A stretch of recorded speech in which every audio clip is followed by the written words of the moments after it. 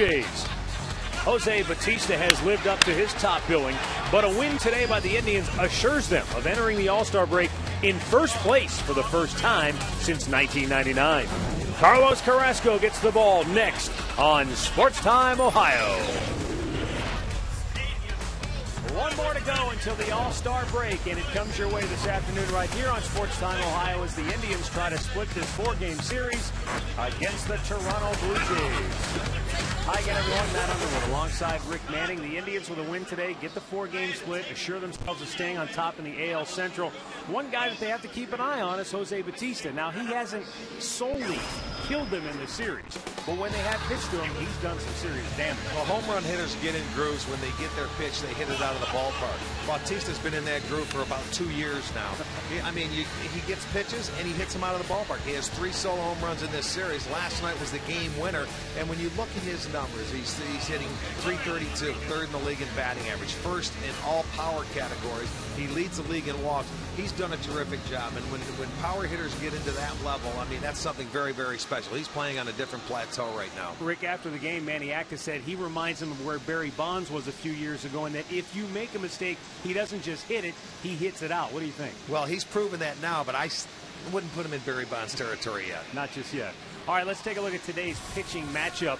And that's, as always, brought to you by Ram Trucks, designed, tested, and proven to be the best trucks we've ever built.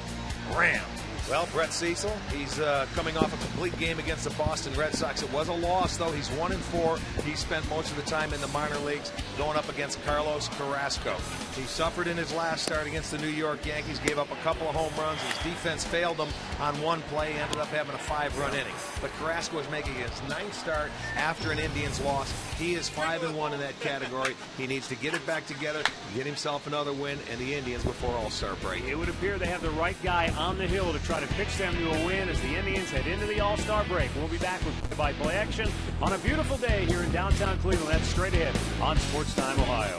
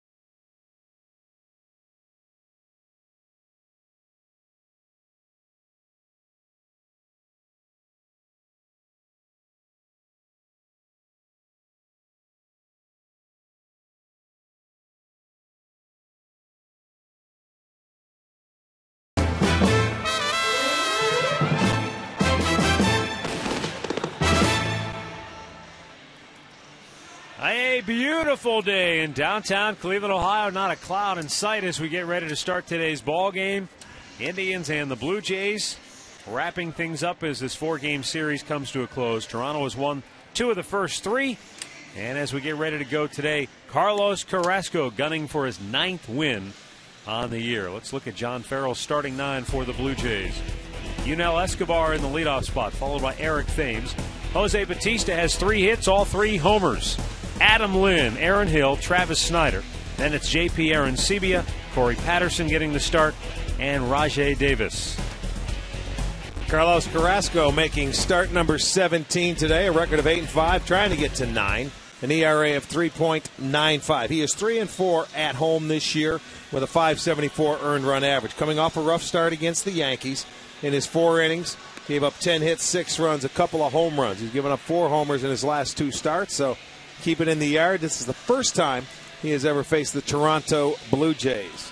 Let's take a look at the Indians' defense, brought to you by Pat O'Brien Chevrolet, saluting the men and women defending our country and watching on the Armed Forces Network. Brantley in left, Sizemore in center, Kearns is in right. Hanahan at third, Orlando Cabrera at short. Valbuena back at second, Santana is at first with Lou Marson doing the catching.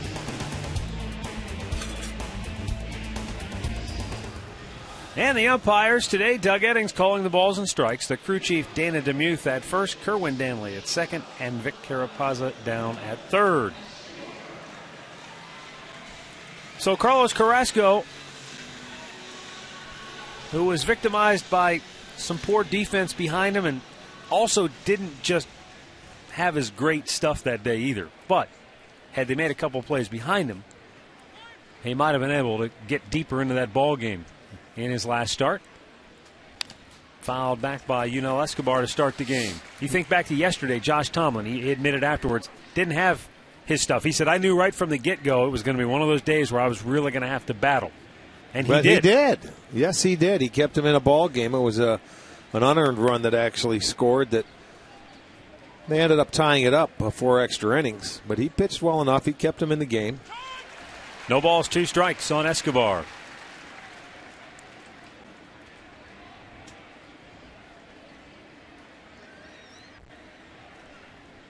The 0-2. Swung on and missed. He strikes out Escobar to start the ball game. That's been a money pitch for Carrasco. Check it out on our Time Warner Cable pitch tracker. A little slider away. He has Escobar out in front. Will get his first strikeout. Nice location and nice bite to that slider. Eric Thames serving as the DH today. And takes a strike. Thames made a terrific play in the game last night in right field.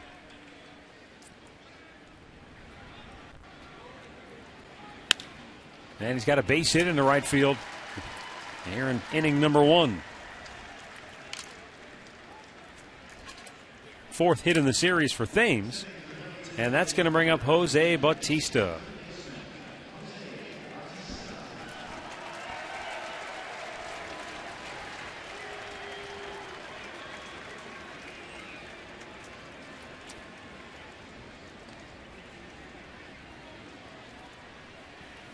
He is having some kind of year.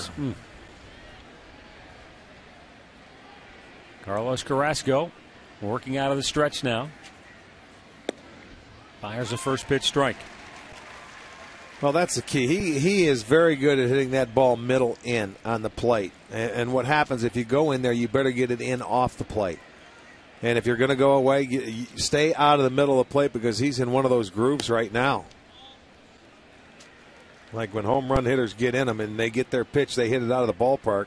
Well, he has 3 in this series.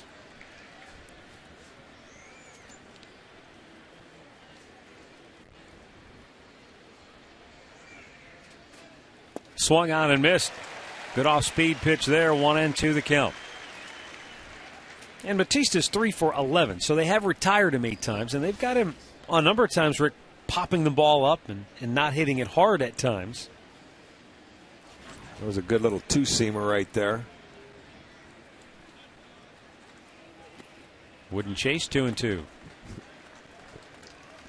But he's also a guy who's not a free swinger, so he won't chase balls out of the strike zone like a lot of power hitters or big home run hitters are prone to. That's how you're hitting almost 333. You know, he's taking his base hits the other way. He's using the field, but boy, when he gets his pitch, he's hitting it and hitting it hard. Even singles.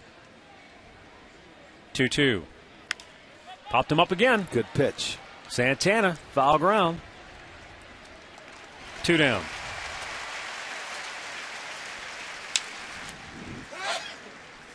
This looked like another 2-seamer where he went in. Marson's sitting away, but he gets away with this one. This one had the movement. It was a fastball and had run in. Marson wanted that ball away, but it had movement to come back in, and it jams him a little bit, and he popped it up to Santana at first base.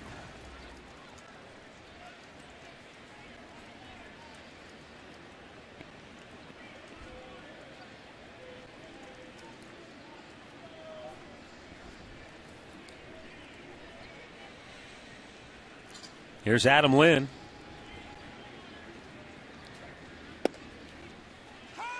Coming off a strong month of June, and last night had a strong game at the plate. 3 hits with an RBI.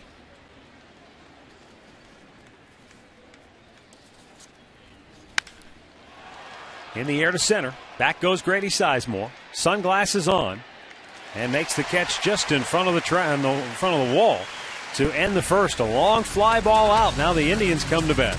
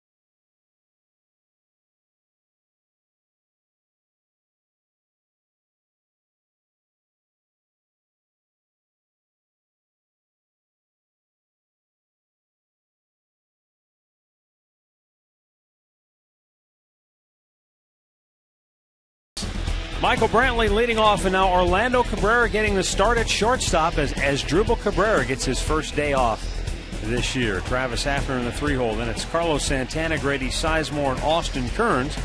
Lou Marson, Luis Valbuena, and Jack Hanahan. Brett Cecil making his 7th start. He is 1-4, 637 earned run average, but it was in the minor leagues. Finally got a break, got called up. He had a complete game loss in his last start, but last year, May 3rd, here in Cleveland, took a perfect game into the 7th inning, losing it with 1 out and set a career high with 10 strikeouts. So he is 1-0 in his career. That was a win. 1-0 in his career against the Indians. Gets another crack today, and there are 5 left-handers in the lineup. Michael Brantley looks at a strike. He's gone 6 for 16 in this series.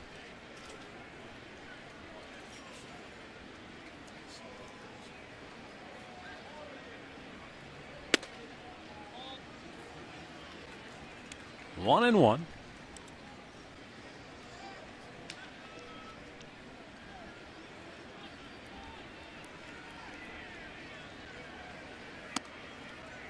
Sails high, 2 balls and a strike.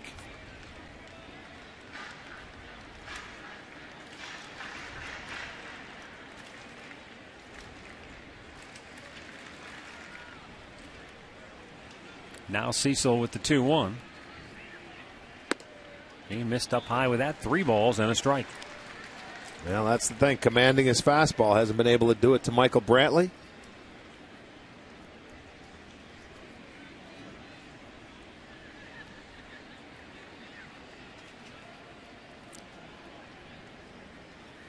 Ball 4. He walks the leadoff man. Brantley goes to first, and now Orlando Cabrera will come to the plate. And Rick, It'll be interesting to see how Cecil deals with the Indians lineup today because they have so many left-handed batters stacked in there today. Let's take a look at the Home Depot Toronto defense. Snyder in left, Davis in center, Patterson is in right. Bautista at third, Escobar at short, Hill is at second, Lind at first, Arancibia back behind the plate. More savings, more doing. That's the power of Home Depot. Orlando Cabrera, hitless in the series, did not play last night.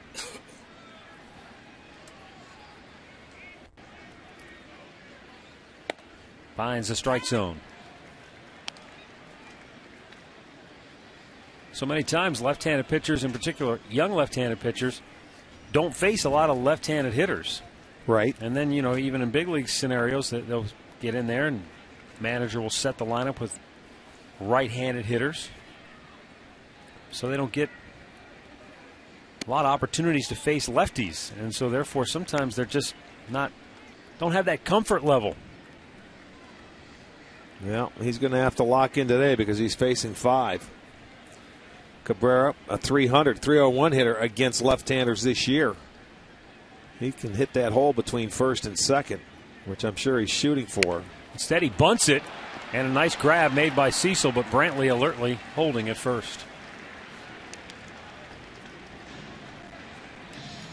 So 1 out here in the first inning, and it'll bring up Travis Hafner. Well, he just popped this ball up. An easy play for Cecil. Yeah, with the left-hander falling toward the third base side, a much easier play. Once again, Blue Jays will shift and send third baseman Jose Bautista over into the hole between first and second base on the right side. Hafner 4 for 14 in the series, but that one big grand slam in the series opener.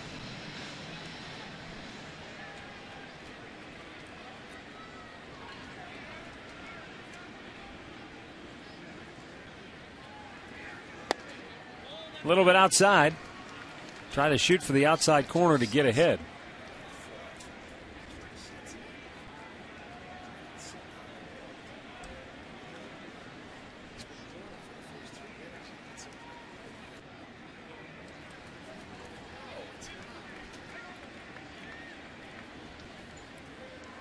Swung on and missed.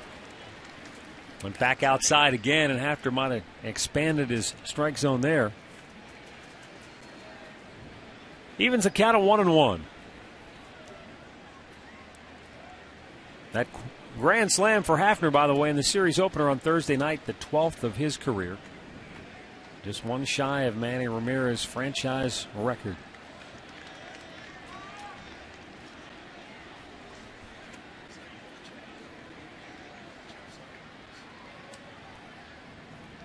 Cecil, a long pause. Now the 1-1 is up high, 2 balls and a strike.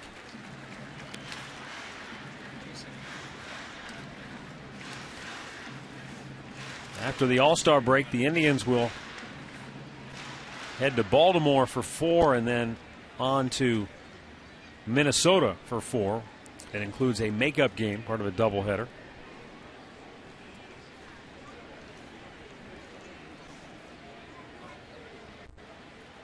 Now the 2-1 pitch. Down and in. Blue Jays, meanwhile, will go home. And after the All-Star break, they're going to look forward to some home cooking. They have not played well at home. They're under 500, 19-22 at the Rogers Center. And they've got 13 of their next 16 at home. Yeah, they start off after the break with a 4-game series against the New York Yankees.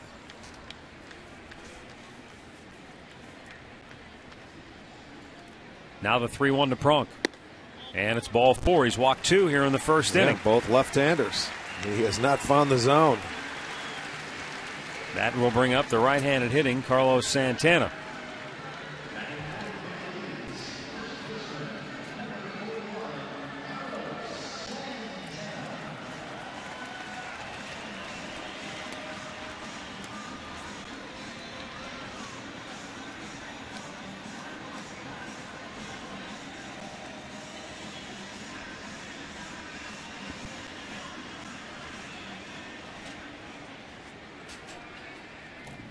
Santana 1 for 4 in the series, but he has walked 4 times.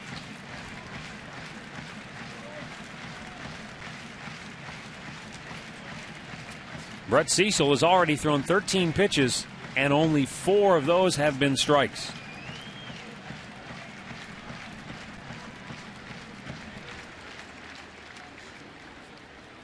Santana with a line drive, base hit. It just kicks off the glove of Escobar, and they're loaded up with 1 out here in the first. Boy, that ball almost looked like it was in slow motion as it drifted out toward Escobar, but he couldn't reach it. It looked like it went off the end of his glove. I mean, I thought he was going to dive for it, but he didn't. And watch, see if it hits his glove. Yes, it does. Right at the end of the glove, man. And, you know, the middle infielders use a smaller version of the glove, and it just goes off the end of the fingertips. It'll go as a base hit for Santana. Indians in business. Bases loaded and 1 out.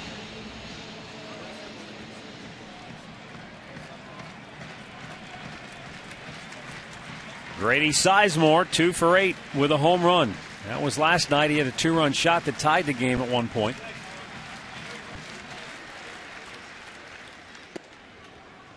And he gets a first pitch strike in there to Grady.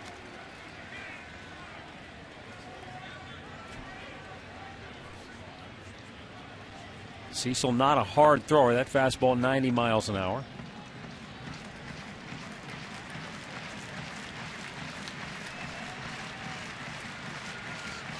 But he's in the soup here in the first. 2 walks and a hit. They're loaded with 1 out.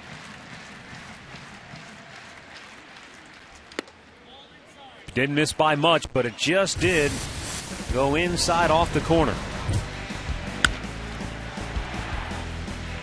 Grady last night hitting that 2-run shot into right center field to tie the ball game up at 3.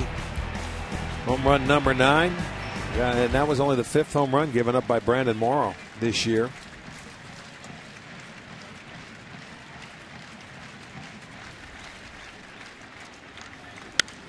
Grady pops this one up on the infield. Batista calling for it. 2 down. Base is still loaded. Austin Kearns coming to the plate.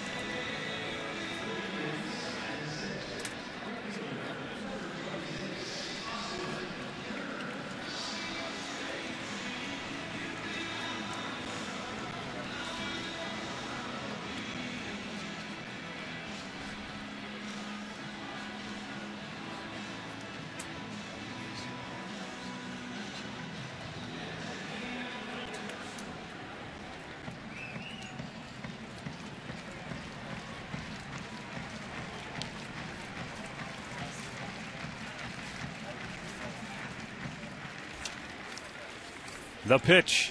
And Austin looks down low, ball 1. Kearns 1 for 4 in the series. He's hit in 5 straight games, 5 for his last 15. Trying to get the Indians off and running here in the first inning.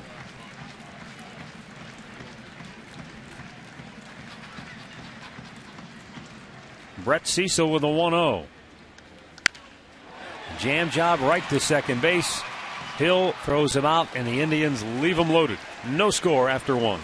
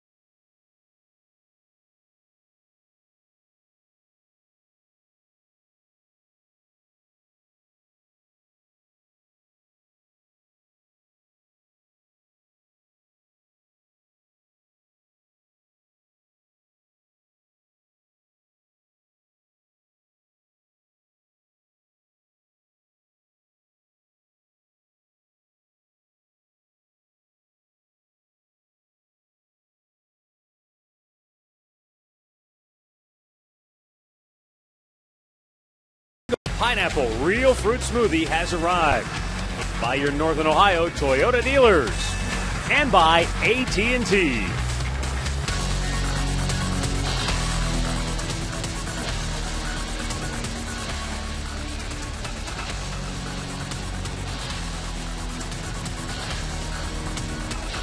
No score, second inning. Aaron Hill, Travis Snyder, J.P. Arancibia for Toronto.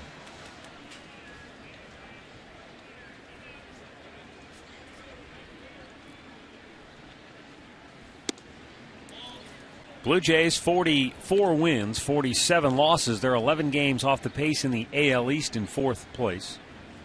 The Orioles have lost 6 in a row. They're in the basement.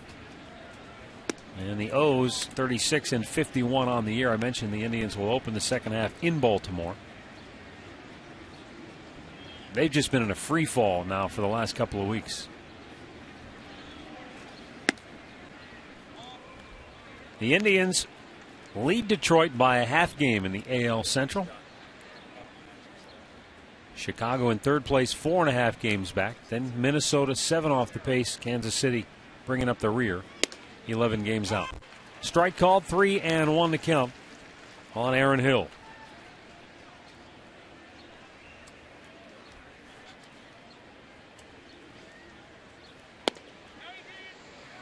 And home plate umpire Doug Eddings said Aaron Hill chased after that full count. Yeah, didn't ask for help, made his own call. He's hearing it from John Farrell in the Blue Jays dugout. You know, Hill didn't say anything.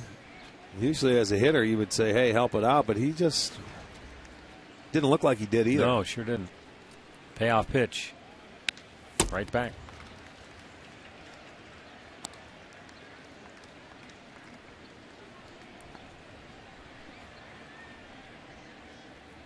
Hill 2 for 13 in this series. And hitting .238 on the year coming in. 3-2. And it's called ball 4. Carrasco thought he had him struck out. He just turns and walks away in disgust. Might have been a makeup call. Who knows? Well, he started this one inside. Instead of going with that breaking ball away, it's the inside corner. Wow, that's a pretty good pitch. But, you know, you look where Marson was sitting. He's sitting away, and he comes back in. That's a pretty good pitch. Maybe he got one on the check swing and didn't get one on the strike 3. Mm-hmm.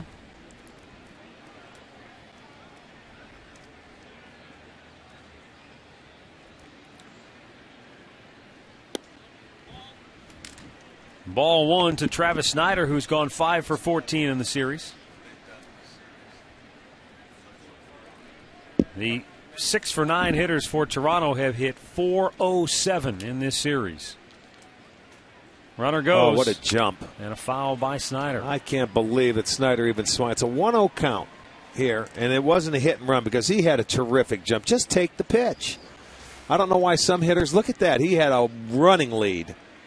But I'll tell you what, the Indians catch a break there for Snyder swinging at that pitch. That's a young hitter just being too aggressive. Give him a chance to steal a base because you can see him out of the corner of your eye taking off, and you know he had a good jump. He could have walked into second base.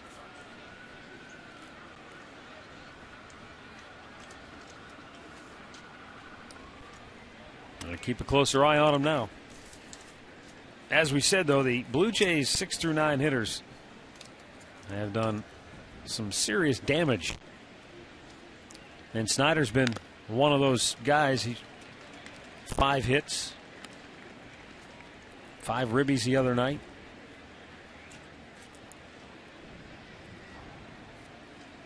The 1 through 5 hitters have batted .230. Well, they've hit well with 2 outs. The bottom part of the lineup has done a lot of damage. You know, the Indians, they got to go to win today. They were lucky to win the first game, down 4-0 going into the 9th. Second strikeout for Carrasco. One down here in the second inning. Let's check in with Katie Witham. Well, guys, you know what? When Asdrubal Cabrera came up with that sprained ankle Tuesday night against the Yankees, Manny Acta told us he would take 1 day off in this series with the Jay. Asdrubal told me earlier he picked this day specifically because everyone else is getting 3 consecutive days of rest with the All-Star game. This will at least give him 2. He said it will be hard to watch, but for him, the ankle is feeling good. They're doing a double tape job, so he's feeling all right out there, guys. All right, thanks, Katie. As Dribble will start the All-Star game on Wednesday night in Phoenix. Johnny Peralta was added to the All-Star team, so I don't know, Rick. It depends sometimes. He could play 3 innings. He could play half the game. Yeah, well, it's just, well, good. I'm glad he's getting a chance to start. He certainly deserves it. And it's nice to sit back and relax, although it's probably killing him right now to sit and watch. It's no fun when you're an everyday player to sit and watch, but just enjoy it and give that mind a rest. You've got some work ahead of you, young man. He has been terrific this year. Line up the middle. It skips past Valbuena. And the Blue Jays have runners at first and second with 1 out here in inning number 2. And it brings up Corey Patterson. Stayed back and hit this ball very well. It's a hanging breaking ball. Slider. And he stayed inside the baseball very well. Once it gets past Carrasco, underneath the glove of Valbuena. Second hit now for Toronto.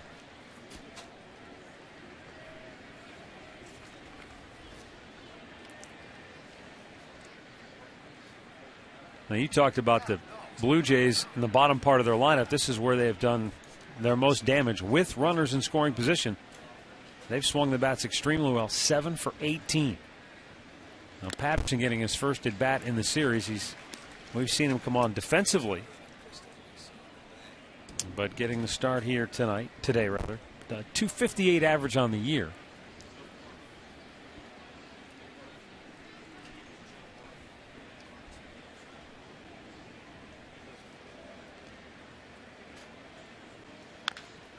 I remember the last time we went into Toronto was the end of May. This guy was coming off a series there. He was just locked in. I don't know if it was against the Baltimore Orioles. I think it was, but he had some kind of series. It was very hot. Different time this go round.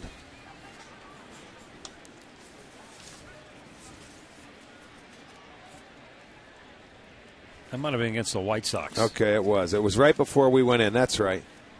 He had 9 hits in 2 games.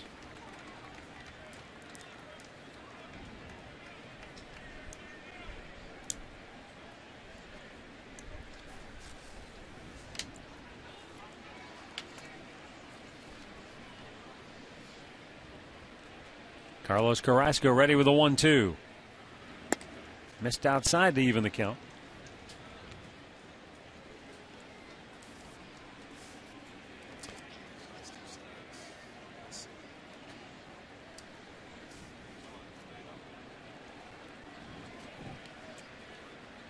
No score, second inning. Toronto threatening with the 2 aboard and 1 out. Fly ball, left field near the line in foul territory. Can't get to it.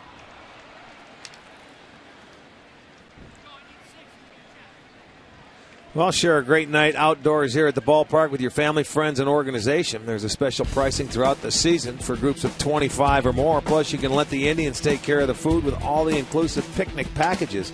Visit Indians.com to plan your group outing today.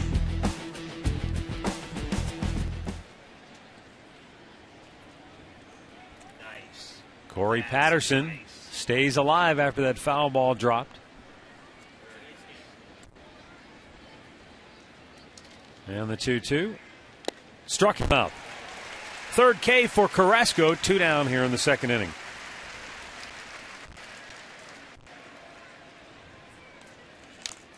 Comes back, gets the strikeout. See what it is. He's been throwing that 2-seamer.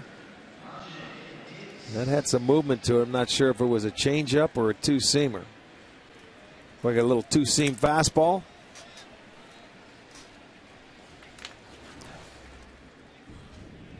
Rajai Davis, 4 for 12.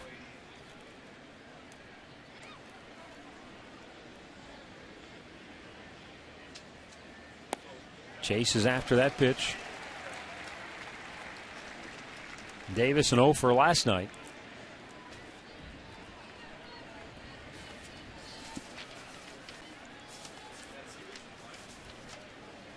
.32 pitches so far for Carrasco. 23 have been strikes.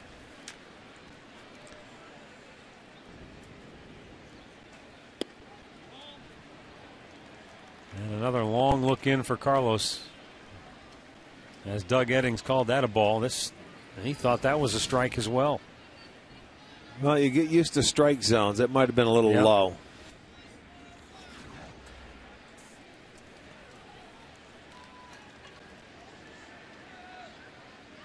The 1-1. That leaned him back.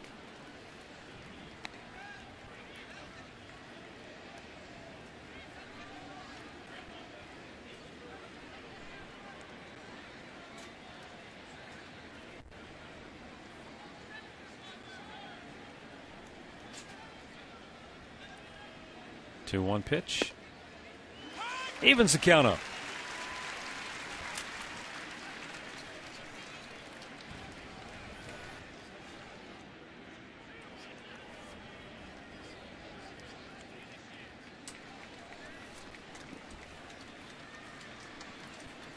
Here's the 2-2.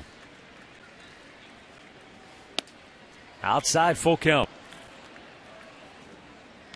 Well, Carrasco has thrown a lot of strikes here, but Rick, he looks visibly frustrated with himself maybe more than anything. He snapped the ball back from Marson a couple of times. He's looked in at pitches that maybe were close he thought were strikes. Well, you can't get down on yourself. You got to take the ball and just get out of this situation. You can't get upset. Work your way through it. You'll learn the strike zone of the umpire. The 3-2. Swung on and missed. He got him to chase. And 3 strikeouts in the second inning for Carrasco get him out of trouble. No score, middle of the second.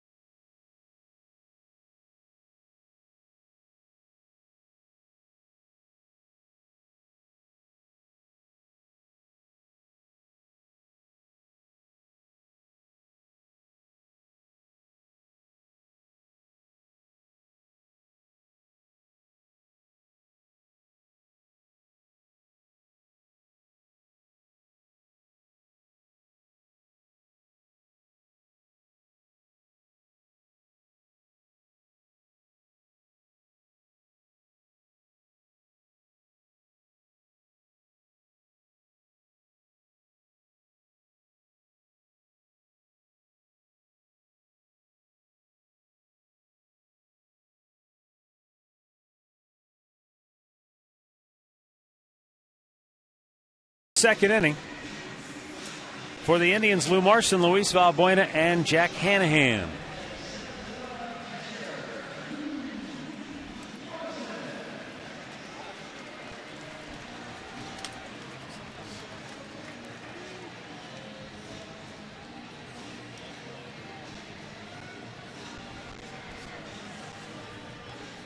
Lou Marson 2 for 4 in the series. Couple of singles, couple of runs scored.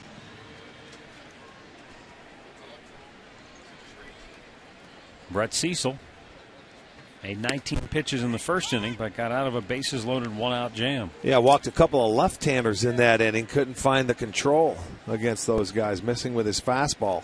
As far as his command, 11 balls, 9 strikes.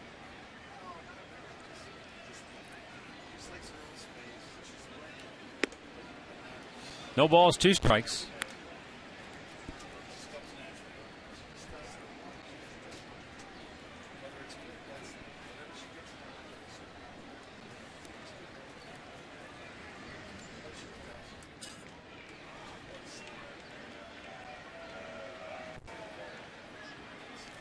Cecil the line on the 0-2. Struck him out. One down here in the second inning. First strikeout for Cecil. Our trivia question today brought to you by AT&T. 3 Indians players since 2000 have made the All-Star game in back-to-back years.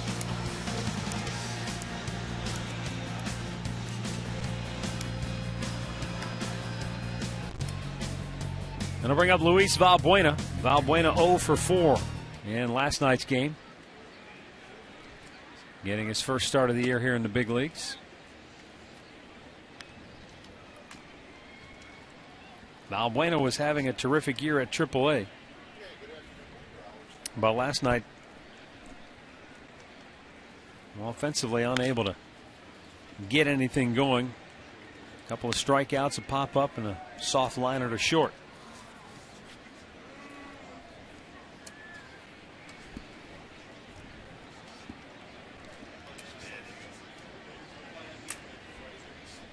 And the 1-1. Stays right in front of the plate. Aaron Sebia throws him out. 2 down.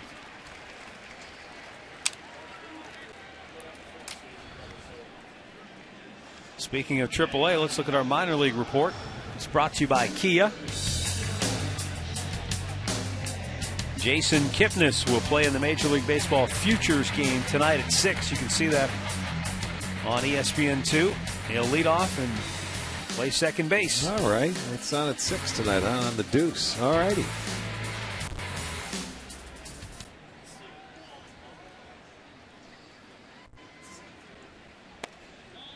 Jack Hanahan looks at a ball in off the plate. He's 4 for 11 in the series.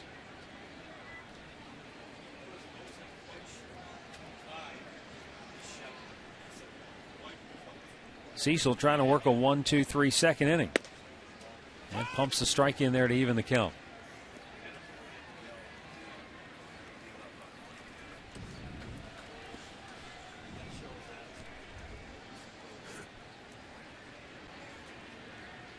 The 1-1. Inside again. 2-1 the count. Happy birthday wishes going out today to Andy Kuzmaitis, celebrating his 13th birthday. And then, of course, you got some people who are All-Star break birthdays. And we won't be on the air Monday, so happy birthday wishes to Sue Stover. And then on the night of the All-Star game, Andy Scalata in Parma will be celebrating number 96. Oh, good for him. So he's going to enjoy the All-Star game, get a chance to watch Asdrubal Cabrera and hopefully Chris Perez and celebrate his 96th birthday. Up and in, it's ball 4. Jack Hanahan draws a walk, keeps the inning alive. We turn it over to the top of the order and Michael Brantley. Having a tough time against the left-handers, man. First time through the lineup, he has walked 3 lefties.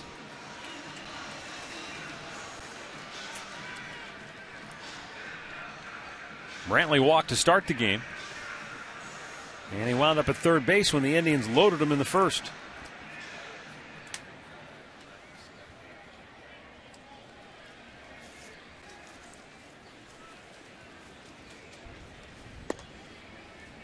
Also want to send out birthday wishes to Virginia Jewell in Warren, Ohio, celebrating her 80th birthday. And says she never misses a Tribe game, even when we're on the West Coast.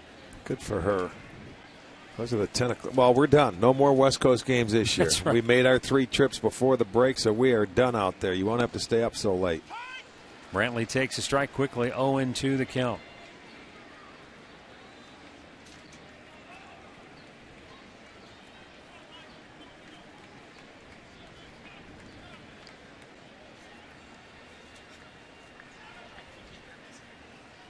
With Hanahan taking his lead at first, the 0-2 pitch, Brantley fouls it out of play. One more birthday wish going out to Jerry Pohl in Dayton, Ohio. And down there in Dayton, you got some split allegiances.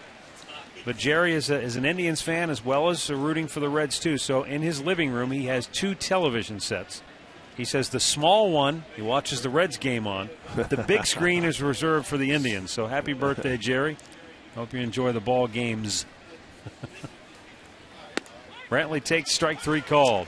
2 complete, no score in Cleveland.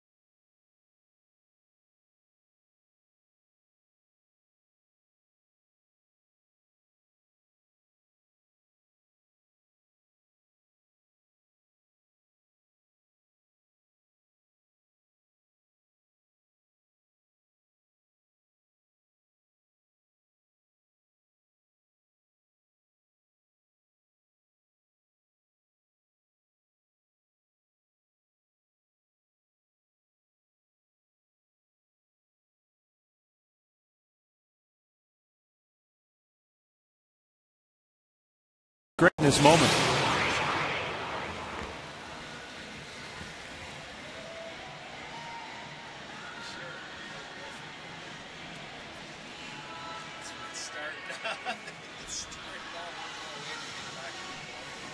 Yunel Escobar, Eric Thames, Jose Batista, top of the order for Toronto.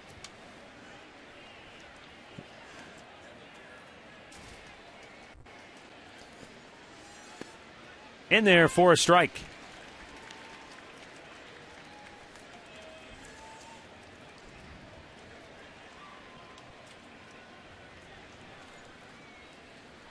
The 0-1 in off the plate, evens the count at 1-1.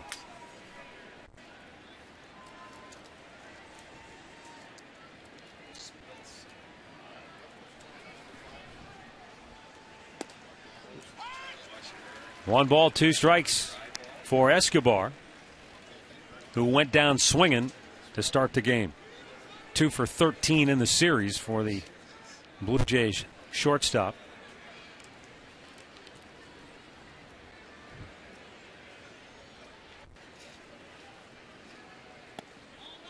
No, he was trying to get him to chase it. He did the first time. He made a very good pitch that first time up to Escobar, and he chased the slider. This time he thought about it, but he did check his swing.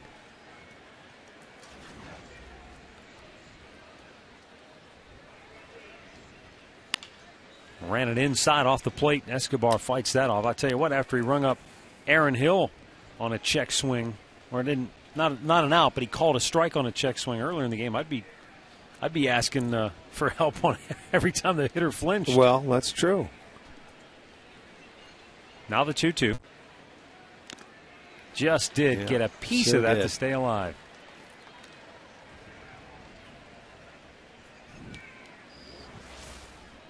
I mean, this one was about in the same spot the first time, was about 6 inches off the plate. He's got him leaning out there.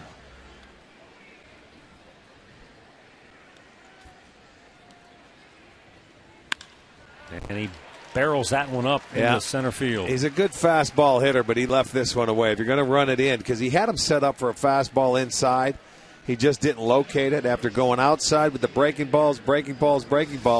He was leaning out there, but watch where the fastball is. That's right where he wants it, at the barrel part of the bat, and he hits it into right field. And we'll get Toronto's third base hit. Second straight inning where they've had their leadoff man aboard.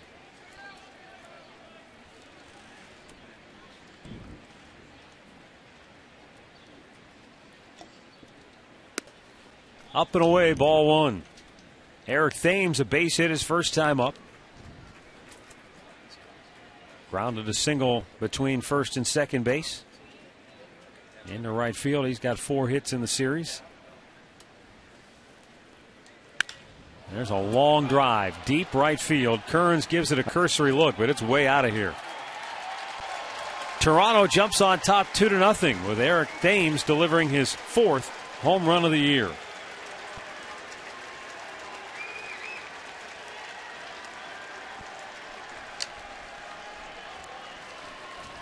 Warm afternoon, and he got that up in the sky, and it just carried out of here. He's making some pitches up in the zone, breaking balls up. His last fastball was up, and that's the 4th straight game he's allowed a home run. This one a 2-run homer. So Toronto will jump on top 2-0 here. That is the 10th home run given up by Carlos.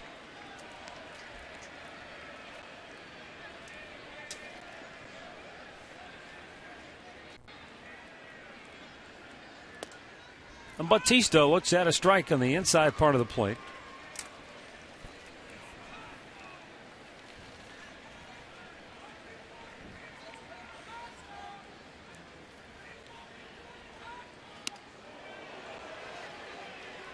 And that sailed up and in. Batista didn't appreciate that. You could tell by his body language. Well, it's not. He's not trying to do it. His control is not what it has been.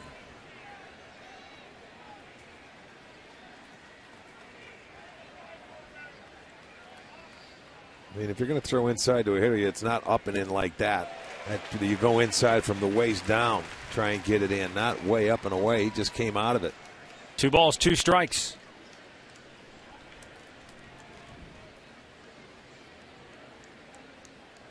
Carrasco now 50 pitches on the afternoon. 33 have been strikes. The 2-2 delivery. Missed inside with a full count. See where his arm got down there, and he got underneath that breaking ball. Didn't stay on top of it. Indians have a 3-man shift on the left side of the infield for Batista. And the payoff pitch is grounded right where the second baseman normally would be. That's why that guy is hitting .333. Because, he's got 2 strikes. He takes the base hit when needed, gives in on 2 strikes. Gets his first hit other than a home run in the series. Look at him, stayed on it. And with 3 over on the left side, you can see where Valbuena is behind second base. That's a wide open infield. So 3 straight hits now for the Jays. And Adam Lynn, who flied to deep center his first time up. Pops this one in the air left field. Near the seats, that'll be out of play. Sending along some birthday wishes. Robert Wise of Randolph is turning 90 today, along with our niece Drybella of Maumee. She is also 90. We got another 90-year-old, Richard Fetzko of Sandusky, is turning 90. Happy birthday to each and every one of you. Got one more of those 90s for you. Really? Yeah. Alma Thompson lives in Columbus, originally from Youngstown, celebrating her 90th birthday. All right. Marina DeSalvo of Niles. Marina, 89. She's only 89. Yeah. Donna Collins is 75. Happy birthday to you. And John and Darlene Truscus of Mount Pleasant, South Carolina, celebrating their 31st anniversary.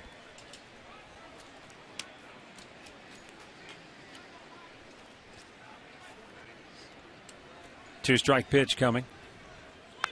Lynn yanks it down the right line, but it's foul.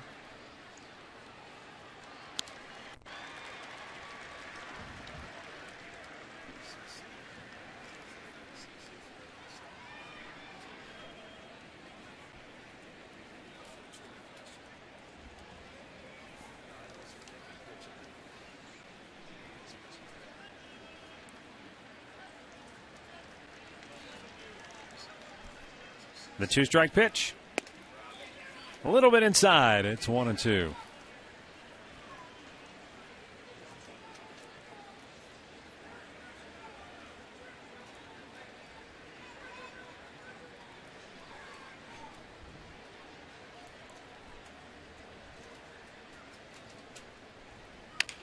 Weekly tap towards third. Hanahan's only play is going to be at first. And he throws him out. Batista moves into scoring position with 1 out, and we'll check in once again with Katie Witham. Well, Matt, Rick, you want to make sure you're here when the Indians return on Friday, July 22nd and Saturday the 23rd. Rally Alley will be going on for the first time. They're going to shut down the street behind the Time Warner Cable bleachers. It's going to be a huge street festival. There'll be food, beverages, live performances. We've got everything from jugglers to magicians. We'll even have Bruce Drennan with All Bets Are Off live out there. The best part, admission is free. For more information, log on to Indians.com/Rally Alley, guys. All right, rally in the alley. Runner at second with 1 out for Aaron Hill, who walked his first time up.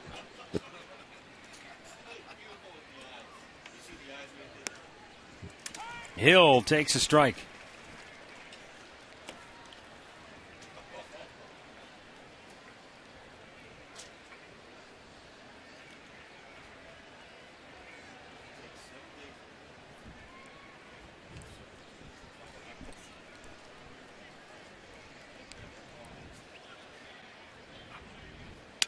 Shatters the bat, rolls it to first. Santana, long flip to Carrasco.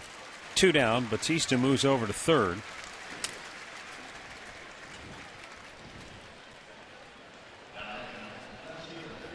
That's called getting sawed off. Yes, indeed. Picking up the pieces for about an hour out there off the infield. It'll bring up Travis Snyder, struck out swinging his first time up. Take it to the woodshed.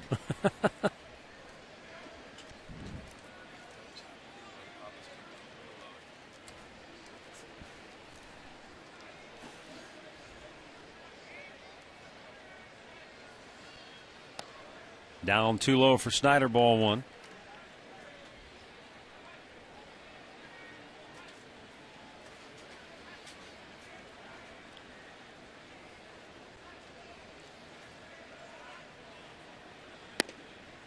2 balls, no strikes. The American League Eastern Division leaders, Boston, out to an early 2-0 lead over Baltimore. They're in the first inning at Fenway. But they scored 7 or 8 runs in the first inning. Was it yesterday or the day before? It was an 8 spot.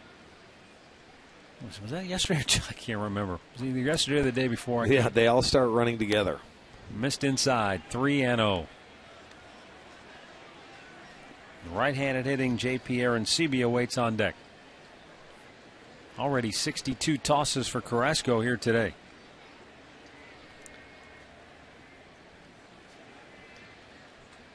And on the 3-0, he finds the strike zone.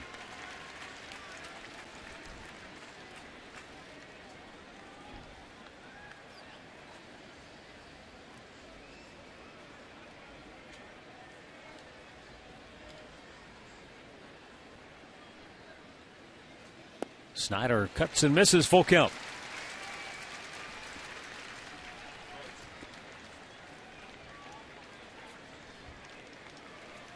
It's the 4th full count now for Carrasco today. Got him to chase a 3-1 changeup. 2 down, a runner at third. Payoff pitch, bounced foul. Pirates lead the Cubs in the National League 1-0. They're in the second inning. How about that? In that National League Central Division, 1 game separates the top 3 teams. Milwaukee and St. Louis have identical records atop the division standings. They're in action coming up later, and the Pirates are 1 game out. Now that's the amazing story. Pittsburgh is 1 game back at the break.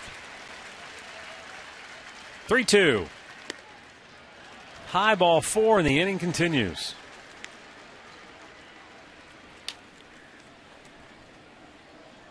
Going to bring up J.P. Arancibia, who had a base hit his first time up. Well, this is Carlos's 9th start after an Indians loss this year, and he has been very good. He's been 5-1 after a loss, and the Indians have won his last 5 starts.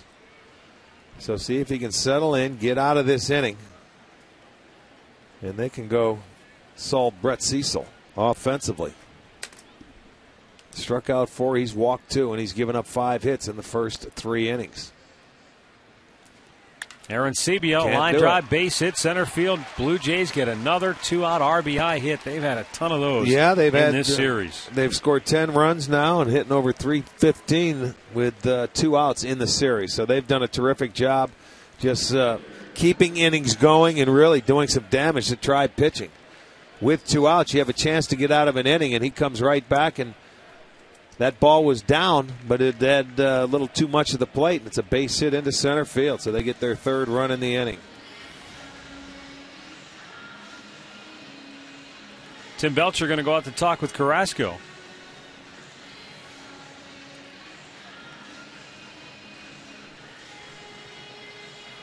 And a long 3rd inning for the Indians right-hander, who struck out 3 in that 2nd inning. Even though the Blue Jays got a couple of runners aboard. And you could tell just watching him, visibly at times a little frustrated with himself with maybe some of the calls. Well, now here in the 3rd inning, the Jays have jumped on him for 3 runs. Well, 4 hits in the inning. And just end it here. Keep it a 3-run inning. They have given up, 8 3-run innings in their last 7 games.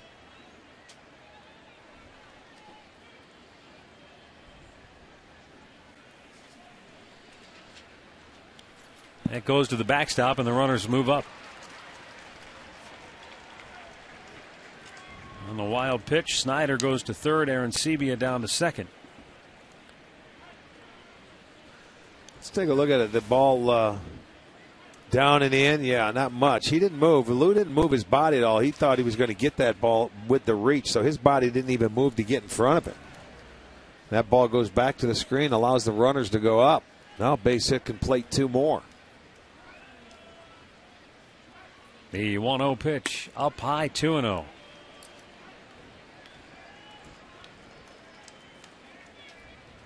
Going back to those 3-run innings, that was the 8th time they've done it in the last 8 games. And 3-run innings do not bode well for the Indians. or many teams actually. Yeah. But remember how good they were in the first 2 months of the year? They didn't give them up. 45 games, it was, I think, 13. Was not many. And then, they started to multiply.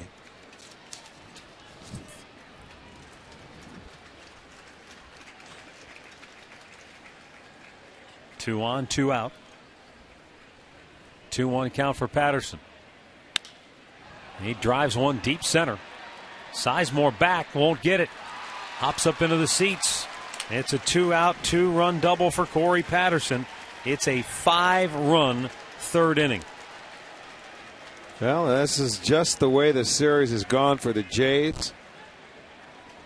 They continue the damage with 2 outs. He finds a gap. Let's look at the pitch on our Time Warner Cable pitch track, and there's a fastball down the middle. He has made some bad pitches in this inning. And the Jays hitters have jumped all over him. This one's going to hit the track and jump up into the seats for a ground rule double. He'll drive in a pair. 5-0 ball game.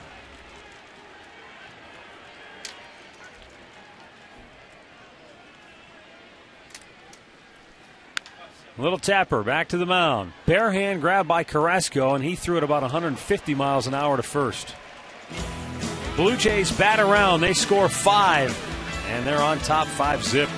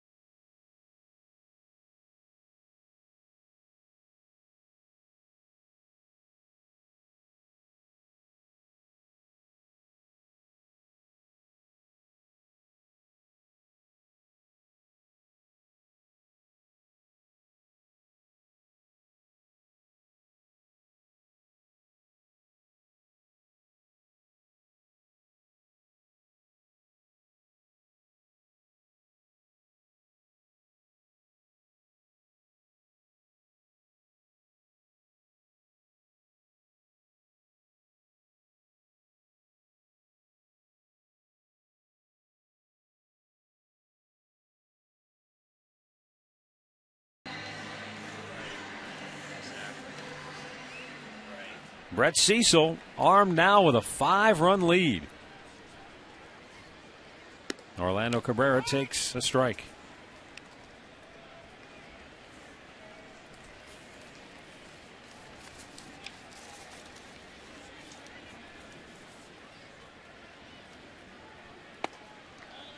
One and one to count.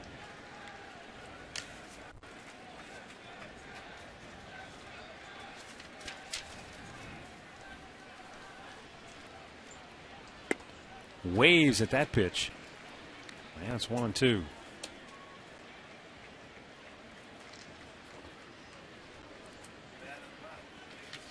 We've got activity quickly brewing in the Indians bullpen, so Carrasco's day may be over.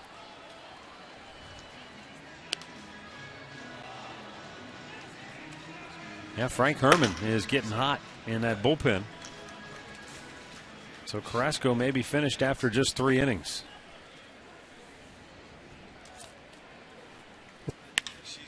Orlando fly ball left field. Back goes Snyder. 1 away. Our great clip of the game from last night. What an at-bat by Travis Buck late in the ballgame in the 9th inning. Game on the line. Boy, he fouled off with 6 pitches before he eventually got the one to his liking, coming right now and hit it. Look at that. That was a tremendous at-bat. Tied the game in the bottom of the 9th inning. Unfortunately, the Indians went on to lose that game, but it was a terrific at-bat to tie it.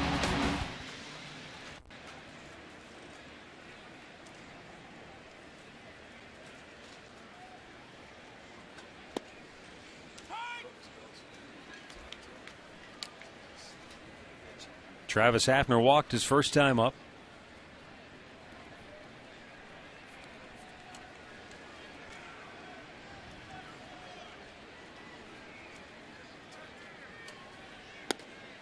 And a little bit too low, 1-1.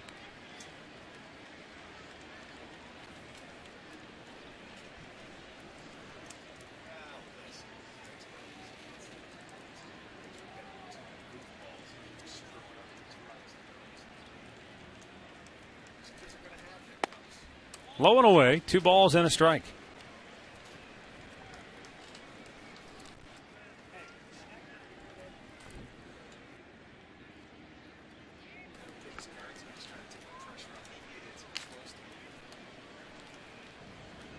Left-hander Brett Cecil taking some time. Now the wind and the 2-1 to Hafner.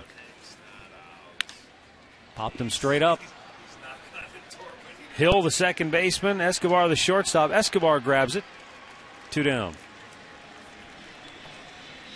Let's go back to the studios right now and check in with Al Pawlowski. He's got the latest on that Boston-Baltimore game.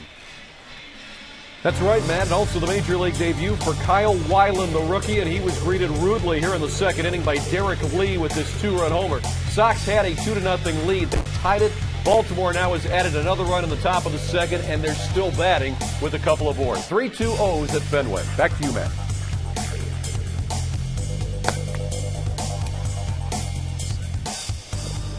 Carlos Santana takes a strike.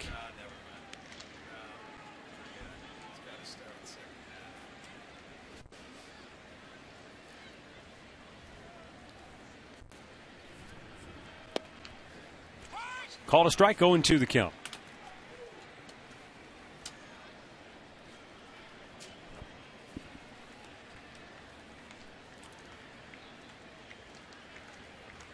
And the 0-2. Chopper foul.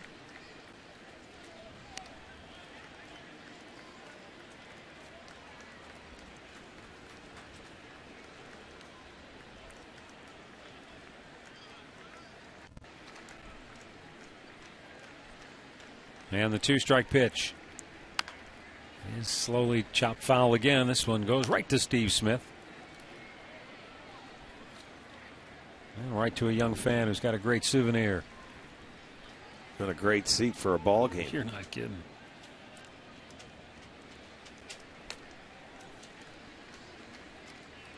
Line drive, base hit, center field for Santana. His second hit of the day. And it keeps the inning alive for Grady Sizemore.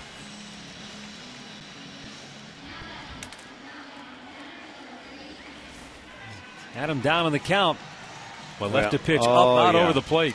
Yeah, you're going to take advantage of that when you make mistakes, and he gets it up. Carlos gets his second straight hit. He has both Indians hits today. Leave it up in the zone, jump all over it.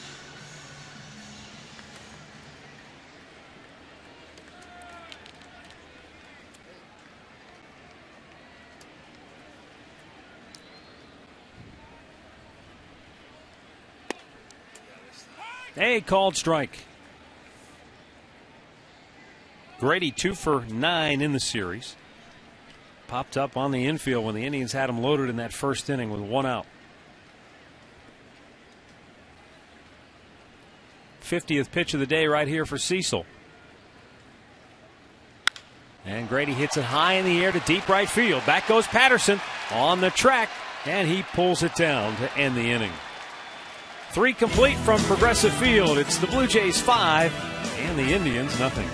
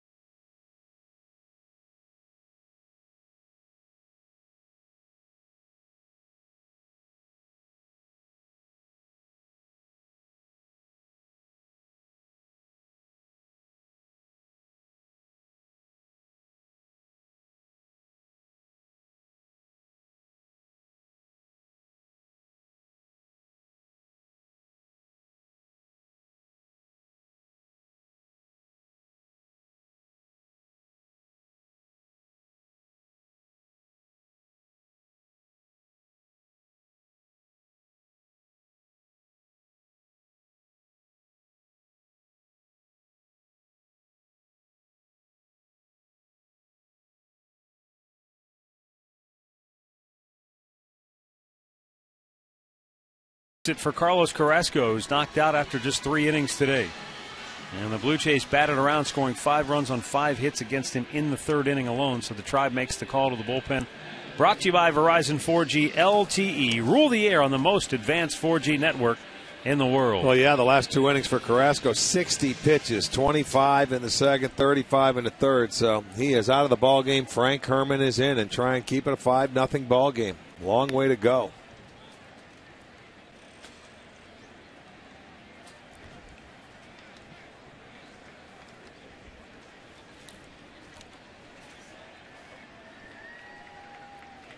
Escobar looks at a fastball for a strike to even the count.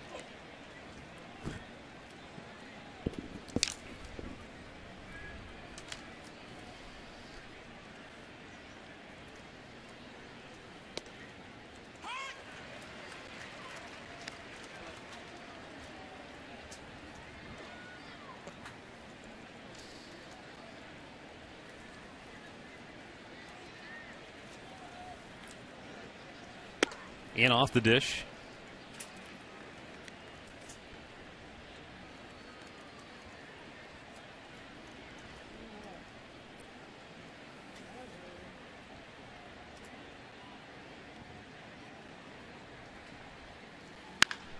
Slowly tapped towards short.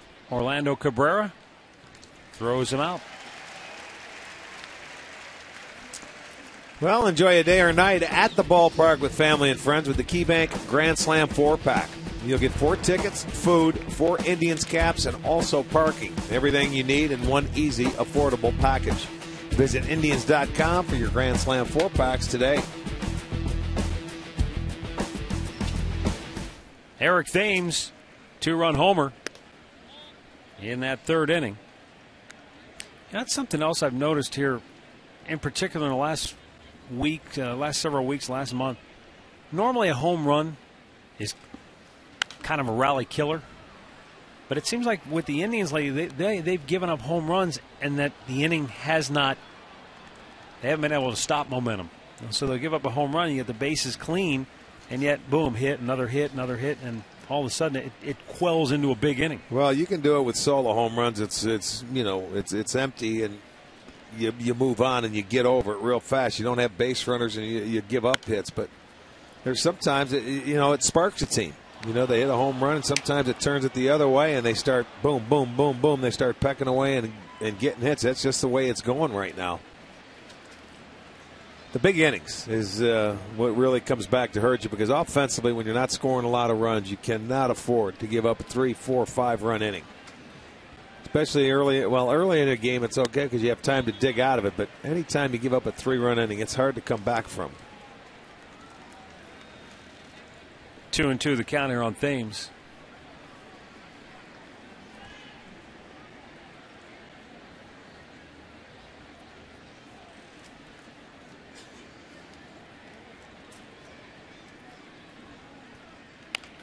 Digs it out to stay alive.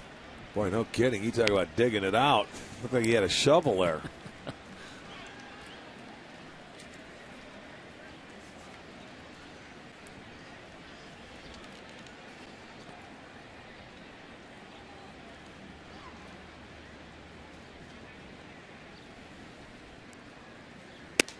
Way outside, full count.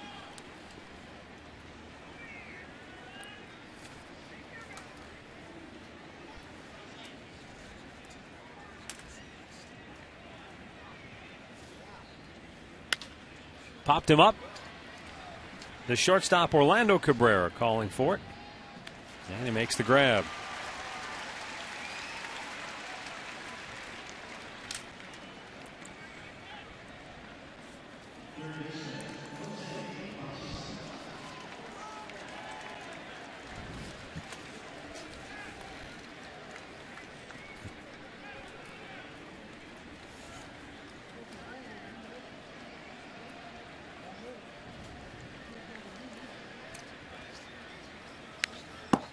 Jose Bautista shoots it back.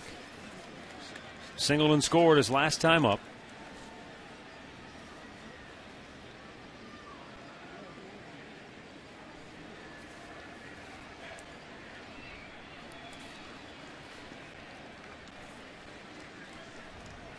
Now the 0-1. Down a little bit too low.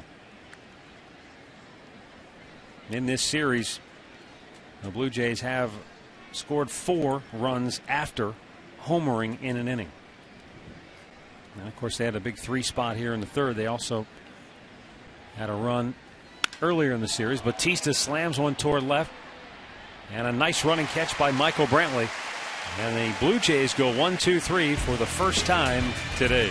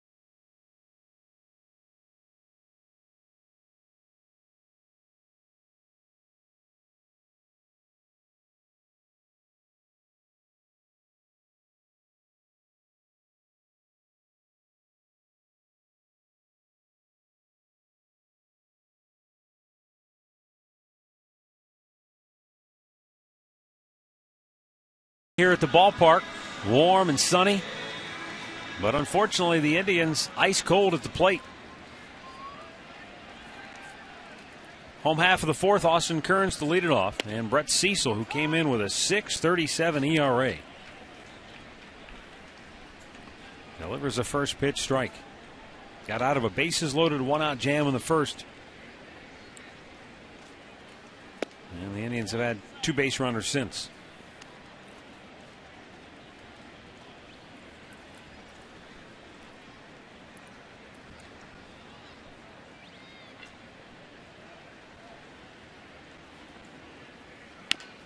Slowly tapped towards third, but that hit his foot, I guess. Yeah.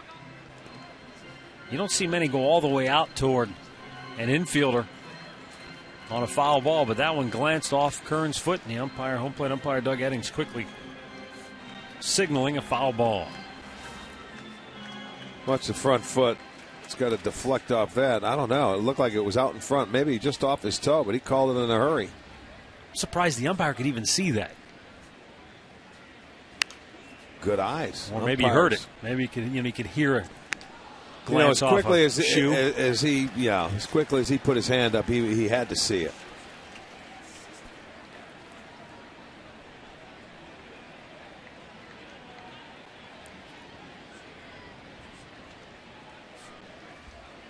Now the 1-2. Just a little bit inside. Cecil wanted that. He thought he had him struck out. Didn't get the call. Kearns stays alive. Well, good fastball inside part of the plate. Little in. And he gets him anyway. Third strikeout for Cecil. 1 down here in the fourth. Log on to STOHD.com and you can buy a $20 gift card from Johnny Malloy's in Lakewood, and then you'll get one free. Johnny Malloy's, kid-friendly, features the best ribs in town along with award-winning pizza. Johnny Malloy's in Lakewood. Join them on their patio for your next happy hour. Lou Marson with a base hit down the left field line. Snyder trying to cut it off. but he has trouble in the corner. Marson's in the second easily with a double.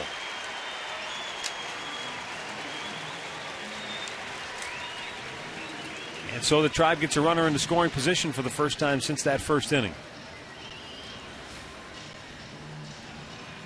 Well, he got Lou the first time up on 3 pitches, but Lou was ready for this ball. He left it middle of the plate, and he drills it down into the corner. For Marson, it'll be his 5th double. So a 1-out opportunity now for the Indians to cut into that 5-0 lead.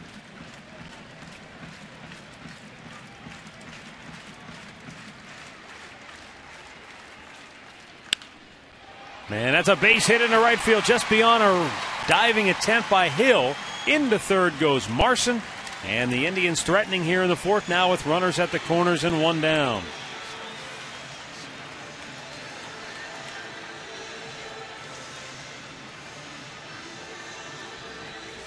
He jumps on the first pitch as well. Now you see the location. He didn't get it away. Arancibia wanted it a little farther away, but Valbuena kept his hands back enough. You see Hill diving for that ball. It goes into right field. 1st and 3rd, and 1 out. First hit back for Luis Valbuena.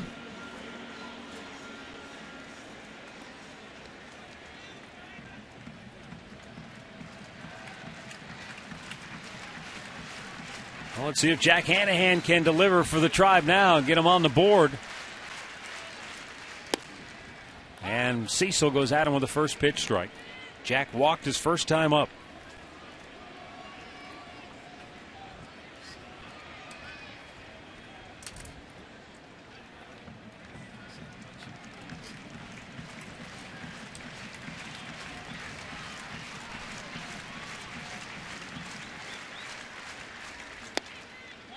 Missed inside.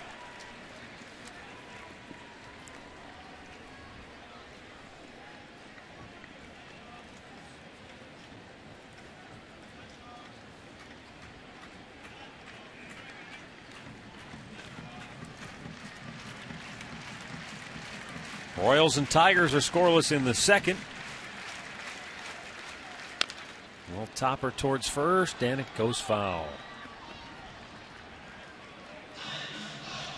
That was a play there where Lynn did. If it stayed fair, had an opportunity to come to home plate because everything was in front of him. It did just kick foul. But with the base runner Marson at 3rd, he had the play in front of him and an easy throw to the catcher.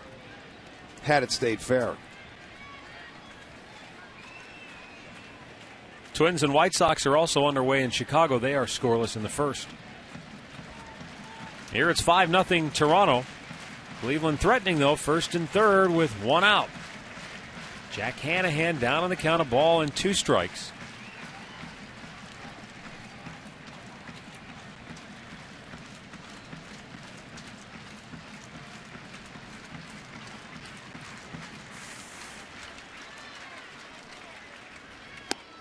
And a good off-speed pitch had him way out in front. 1 big out for Cecil. 2 down. 2nd strikeout in the inning.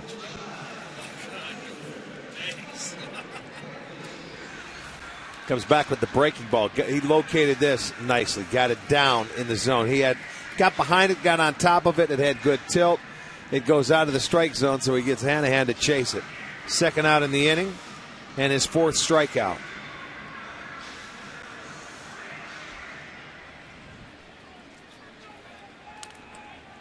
Michael Brantley has walked and struck out today.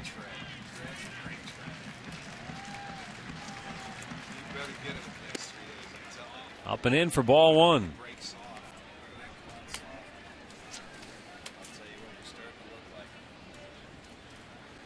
Later tonight at 7 o'clock, Bruce Drennan will be in with All Bets Are Off, and then Jimmy Hanlon is in at 9 with the Golf Zone.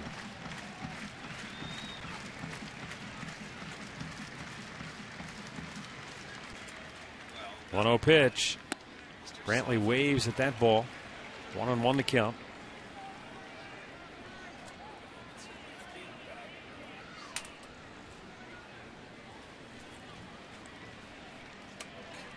Brantley trying to deliver in the clutch here. Indians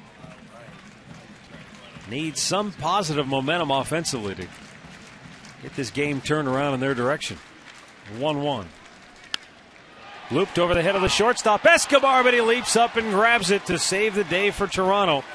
And the Indians still cannot dent the scoreboard. 4 complete. Toronto 5 and the Indians nothing.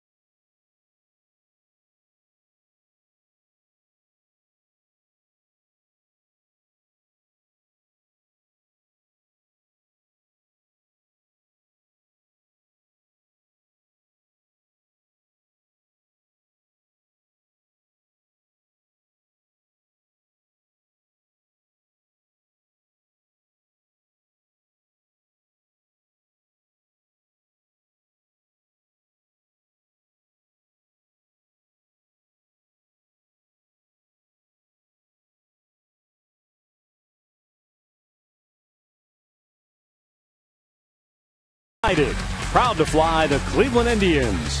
By your Northern Ohio Hyundai dealers, it's time to join the Hyundai movement. And by Panini's, get overstuffed at any one of 18 locations in Northeast Ohio.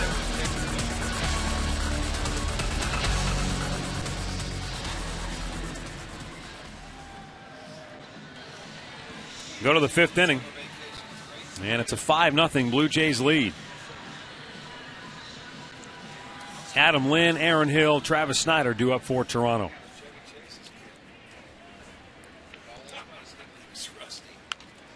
Back out of play. Snyder, due up 3rd this inning, has had a big series at the bottom part of that lineup for Toronto. We mentioned before that the top 5 hitters have been kind of slow going offensively, but they've picked it up here today as Lynn sends a lazy fly to left. 1 away. Eric Thames hit a 2-run homer, and Jose Batista singled and scored among the top 5 hitters in that Blue Jays lineup here today. Scoreboard update brought to you by your Northern Ohio Ford dealers and the all-new 2012 Ford Focus. Ford, drive one.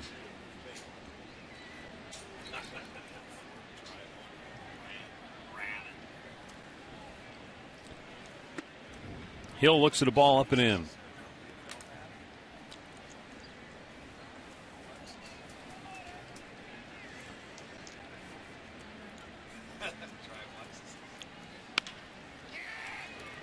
Soft fly ball. And it's a foul ball by a couple of inches, huh? Yeah, look, from our point, it looked like it hit on the line. He wasn't going to get there. But obviously it just missed. Like one of those Wimbledon volleys that almost came down inside the chalk. Look at that. Wow. Boy, just on the left side by an inch or two. That would have been an easy, a soft double.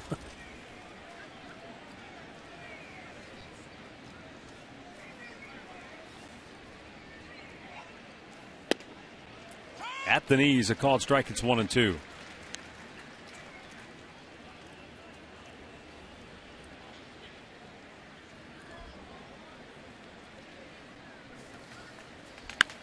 Oh. Into the glove of a leaping Luis Valbuena for out number 2. Okay, he got away with one there. He hung it. Hill hit it to right field, but Valbuena jumps up and times it beautifully and makes the catch. There's a breaking ball that was upstairs. Get up on the top of that ladder. Good play. And that will bring up Travis Snyder, the 6-hole hitter who walked and scored in the third. Out of play.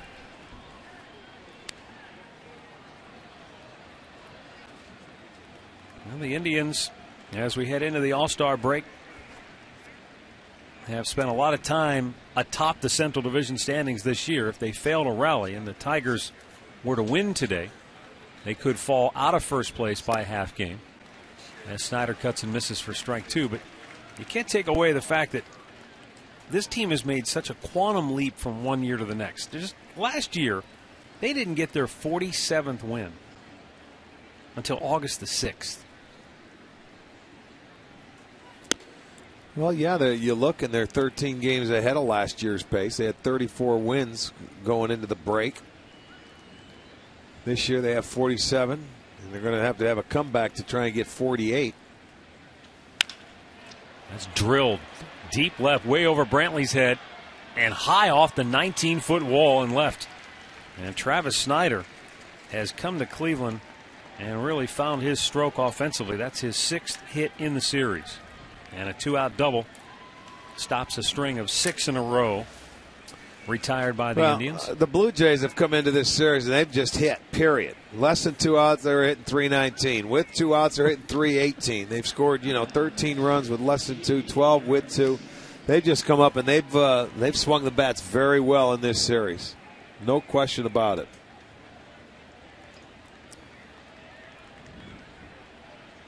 They're the ones that are probably saying, boy, we don't want a few days off. We want to continue to swing the bats. And a strike is called.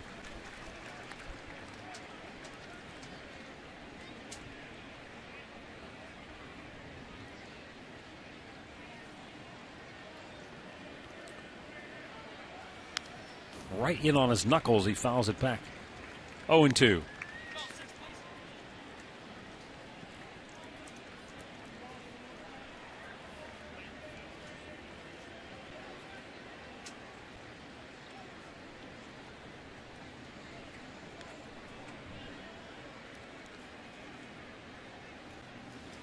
Up high with the heater. And Aaron Sebia lays off at 93 miles an hour.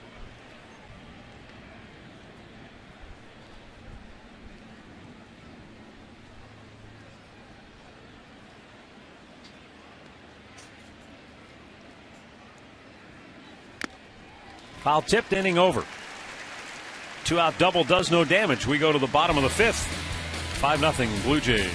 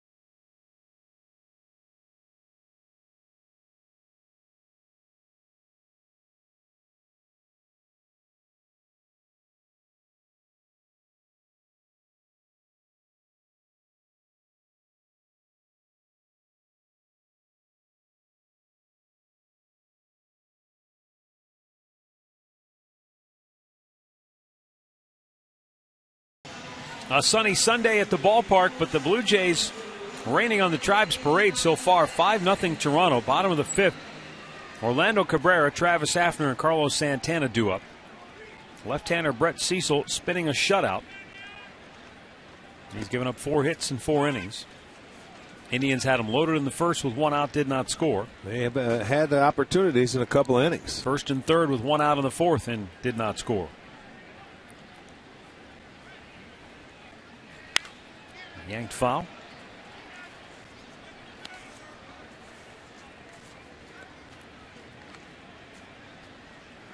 I suppose this is what makes Brett Cecil somewhat confounding for the Blue Jays, is that they watch an effort like he's given so far today, and while he's far from done, but an inability to pitch in and out of trouble.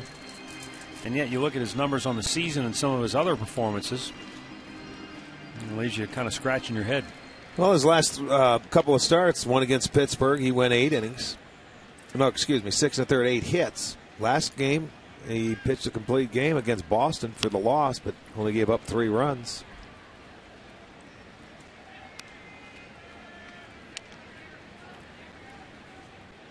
Gave up 3 runs in 5 innings against Minnesota back in early April and got the loss hung on him in that game.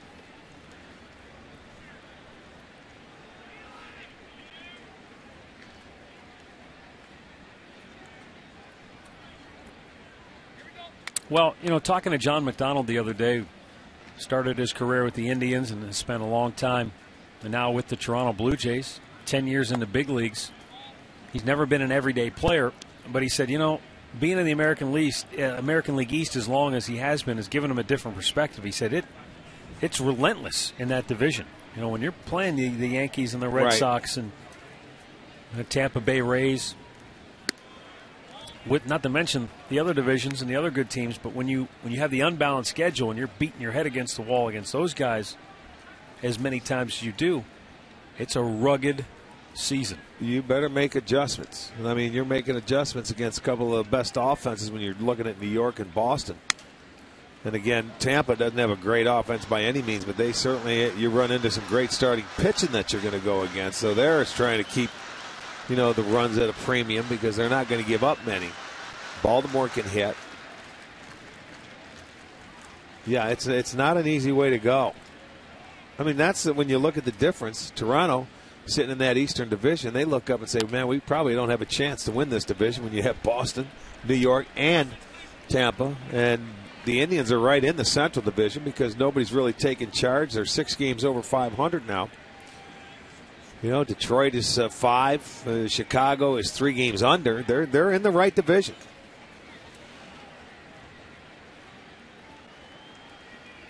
The line in the 2-2. That's also why there has been and will continue to be ongoing dialogue and a certain amount of debate over what to do about realigning in baseball with regards to the division, rivalries, payrolls, market size. 3-2 to Cabrera, fouled back out of play. Well, we'll see if that comes to a head this year. It should at the end of the season because the bargaining agreement is up this year. They've got to re-sign it. And there's already been talk and dialogue. It's just, will it lead to ultimate change? And how much change? Will it be drastic realignment? Will it be just tinkering? I don't think it'll be drastic. I think it'll be, getting it done the right way. 3-2 to Cabrera. Struck him out. 5th K for Brett Cecil. 1 down here in the 5th inning. Our game recap brought to you by your Northern Ohio Toyota dealers. And for Toronto, all their damage in that 3rd inning. Eric Thames hit the 2-run homer, but they were just getting started. J.P. Arancibia with an RBI single. Corey Patterson with a 2-run double. 5-zip Jays. Find out about more than 30 Toyota offers available now at buyatoyota.com.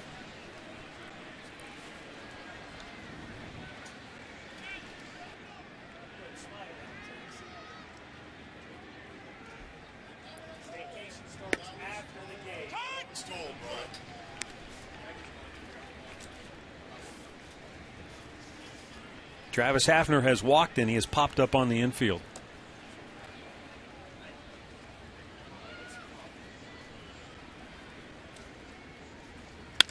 And a ground ball onto the left side. And there the shortstop Escobar throws him out.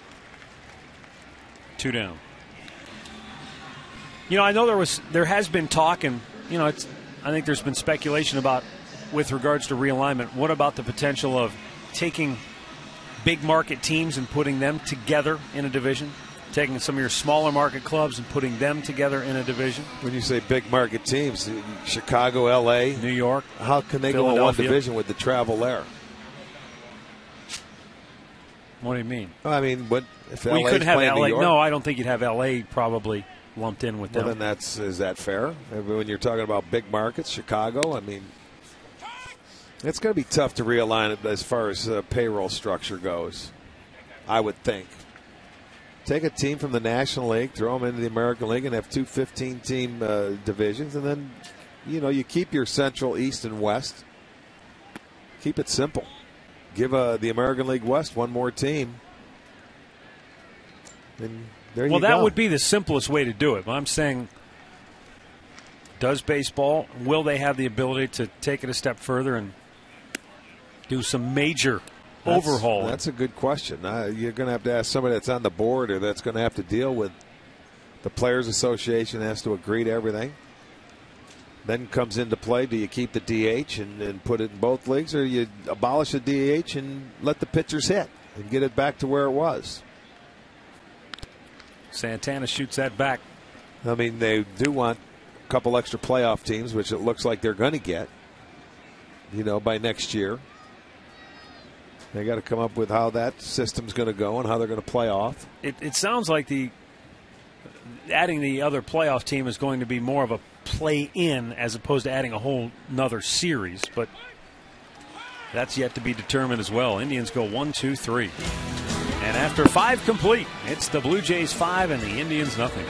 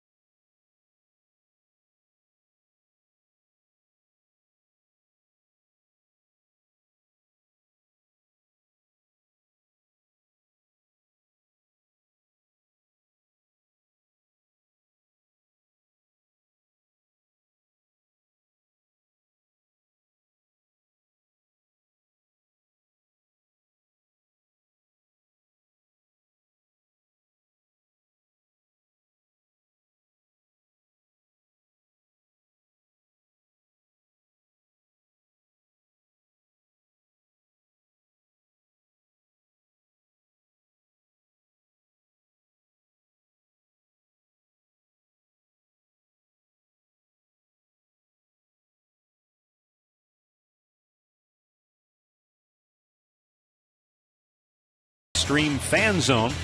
It's the place to be for a chance to win Subway gift cards, Indians fun money, and you'll get great discounts on your next Subway purchase. Subway, where winners eat.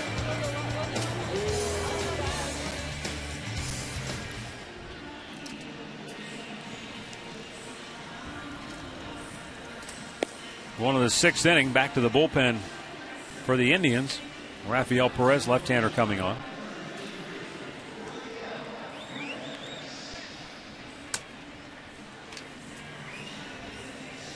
He gets Patterson, Davis, and Escobar.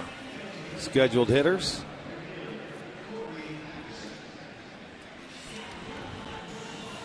Frank Herman worked 2 scoreless innings of relief, allowing 1 hit, struck out a batter. Frankie's done a nice job recently, boy. When he's come in and a couple of innings of relief, you need that. And the Indians certainly have needed it in the last week or two. Yeah, a bullpen that has been outstanding, one of the best in baseball. But it's been taxed quite a bit here, as you say, in the last couple of weeks. Well, starters got off to such a great roll, and they were going deep into the games, and they saved the bullpen a lot of times. Now it's the bullpen's turn to pick them up a little bit. Patterson swings and misses. You know, Manny's fortunate enough to have a guy like Perez who can get lefties, righties out. Tony Sipp could do the same thing. You've got Frank Herman who can give you a couple innings, and you got Chad Durbin who can give you a couple innings. It's nice to have.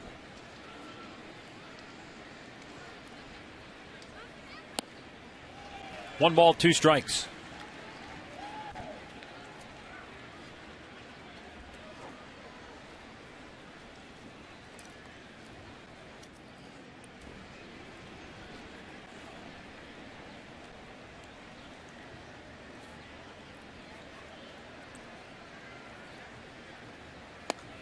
Patterson goes down hacking. One down here in the sixth. On this date in 1934, we go back and take a look at our Miller Taste Greatness moment. Carl Hubble in the All-Star game struck out, 5 straight Hall of Famers? Boy, oh boy. Wasn't that something? Babe Ruth. Lou Gehrig, Jimmy Fox, Al Simmons, Joe Cronin. Just another day at the office. Yeah. Well, back then, you think about it, the greatest hitters going on in that day, they went down via the strikeout. And you know what's funny is back then they didn't know any better. They didn't have any historical reference. They didn't know they were the greatest of their generation. I mean, they knew they were good.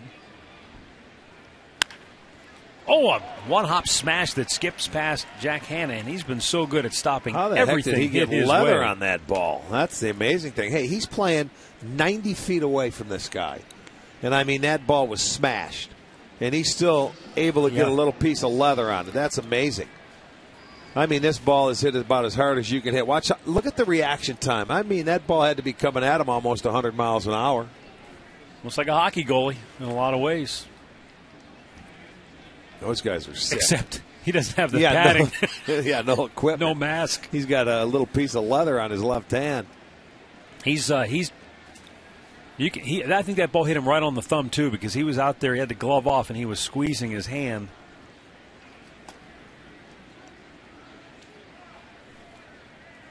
Yunel Escobar 1 for 3.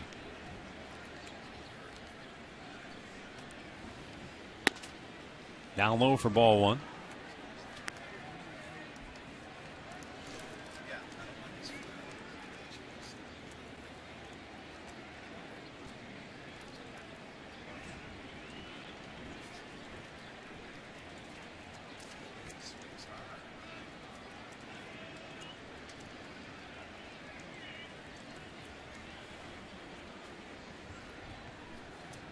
Here's the set by Rafi Perez, and he fires to first, but Davis able to chase back to the bag.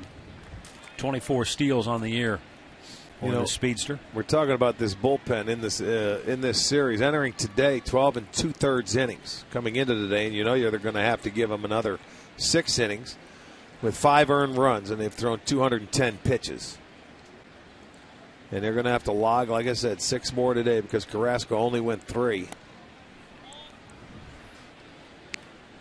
2 balls, no strikes.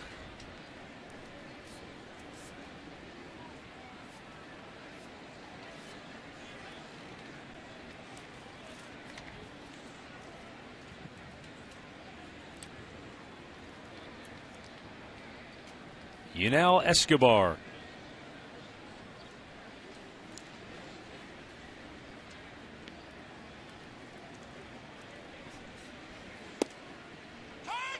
Takes a look at a strike, and the count is 2-1.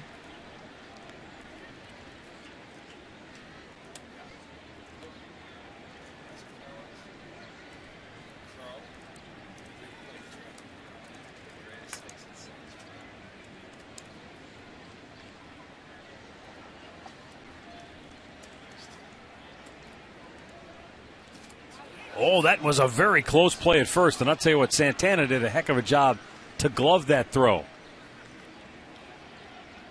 Perez made a throw. It was a little bit low and was right into the runner.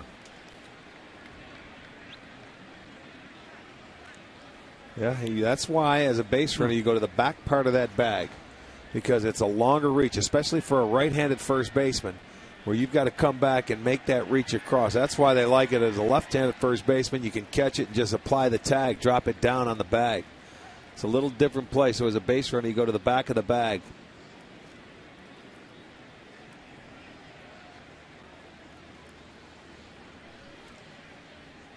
They got him this time. They go to Santana, down to short, hit the runner. Called a balk. You know, he looked like he balked the time before he went to first base. First base umpire Dana DeMuth making the balk call. I didn't see it initially. You know what he did? He said that leg was wide open. He was going to home plate. Watch his front leg as you're going over. Well, this is a tough angle. But you see, he's stepping to the plate. That's not even close to stepping to first base. He must step towards the bag. They give you that 45-degree rule. And there's another look as he's coming to the plate. That is, he almost balked it. I thought he did balk the time before, but they never called it. But they do there.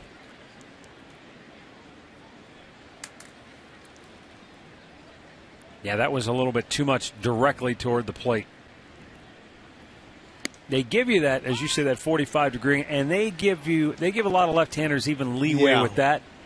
But that one was just a little bit too much straight at the dish. Well, and your foot, you know, if it goes past the rubber, you got to go. So it's that was close, and you get no arguments. Cuban native Yunel Escobar awaiting the 2-2 pitch. Got him looking.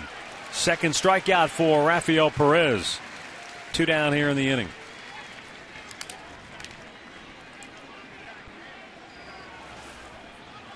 Escobar barking on his way back to the dugout. I don't know what's wrong. What's he saying? It's too high? That ball was right there.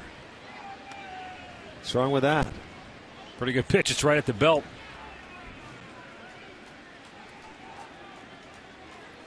Don Wakamatsu, the bench coach, with the stopwatch there.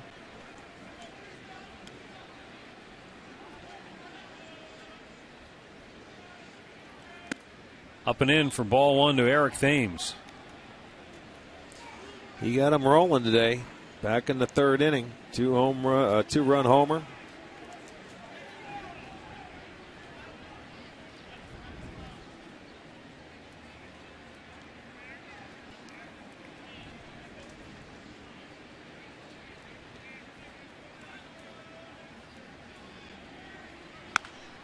Little squibber off the end of the bat.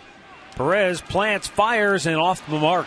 And Santana did a nice job to keep that from going down the right field line. So first and third with 2 down, inning stays alive. Well, he had too far to come off the mound, and I'll tell you, sometimes he panics a little bit. He gets off the mound. He was going to fire a seed, and that was nowhere in sight. Good thing Santana's a catcher because he knew what to expect. He comes off the bag, makes a nice play, saves a run. It'll go as an infield single for Thames. It'll go first and third, now 2 outs. Boy, you better be careful here. Jose Bautista. First and third, 2 out.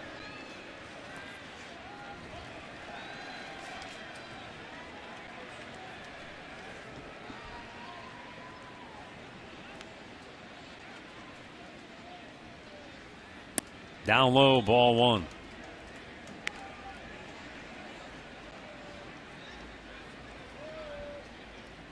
In 2008, Jose Bautista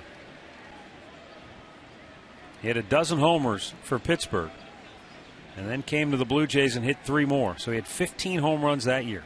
In 2009, he hit 13 for Toronto in 113 games. And then last year, 54 bombs. Ripped fair, third base side, down the line it goes, into the corner. That's going to get 1 home as Davis scores. Thames into third, they're going to wave him home. He'll score without a throw. And Jose Bautista with a 2-out, 2-run double. And the Blue Jays continue to beat up the Indians with 2 outs in an inning in this series.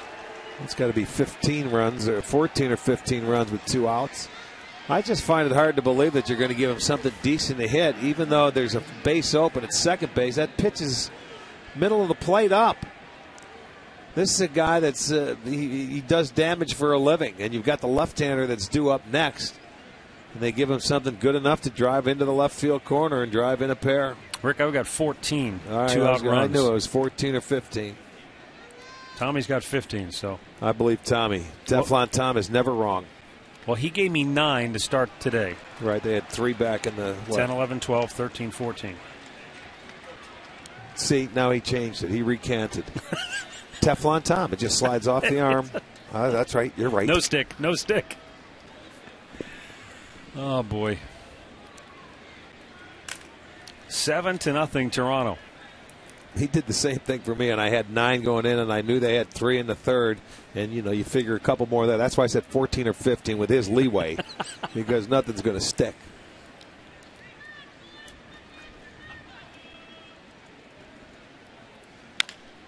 Tapper, other side of the mound this time for Rafael Perez. He'll tag the runner to end the inning.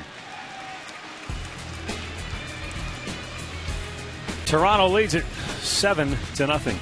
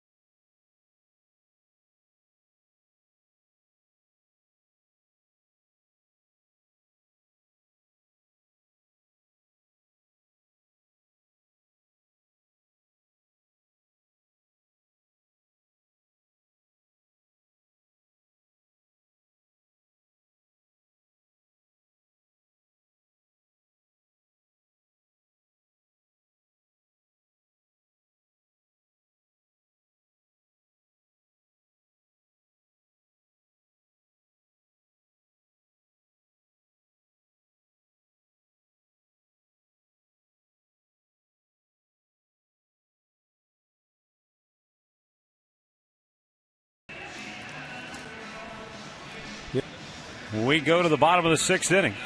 And Toronto all over the Indians today, 7-0. John McDonald has come into the ball game for the Jays at third base. Jose Bautista will get a breather as he will head to the All-Star game in Phoenix, Arizona. Well, he deserves it. He had a great series here, didn't he? 3 home runs, 2 more driven in today with a double. 31 homers at the break. I mean, the numbers on Bautista are just pretty impressive when you talk about things that he's doing. First player in the American League since the expansion era to head into the All-Star break leading in all 4 categories. And he's got a pretty good chance to do it in terms of home runs, walks, slugging percentage, and on-base percentage. Yeah. He's certainly going to do it. Another double and a single today. He didn't walk, but he's... The last 2 players to do it were in the National League. And the names are pretty familiar, Barry Bonds and Albert Pujols. But you would have never thought Jose Bautista would be mentioned in the same breath as Albert Pujols and Barry Bonds. That's right. And yet here he is.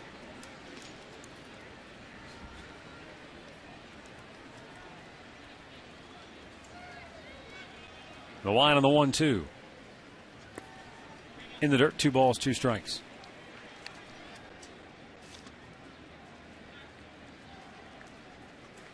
Joe Smith heating up in the Indians bullpen.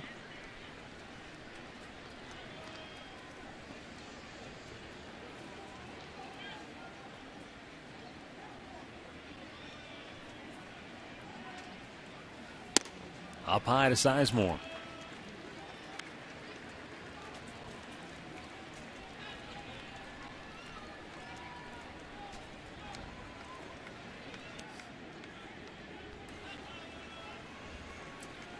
And the payoff pitch between first and second off the glove of Lynn. And Grady Sizemore is aboard to start the 6th inning. We'll have to wait and see how that's ruled. Looked like Lynn had that's it. That's a play. It's just that hop that when it bounced up, it went off his glove. That's a hop or a play should be made. You see, he gets fooled by it, and it's hit. It's a routine hop. It's right there, waist high for him.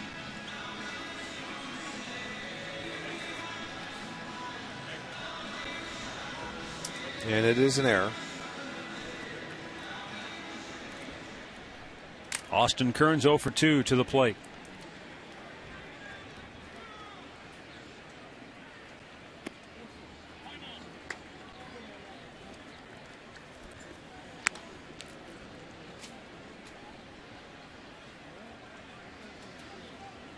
Twins and White Sox scoreless. They're in the 5th inning at U.S. Cellular Field in Chicago.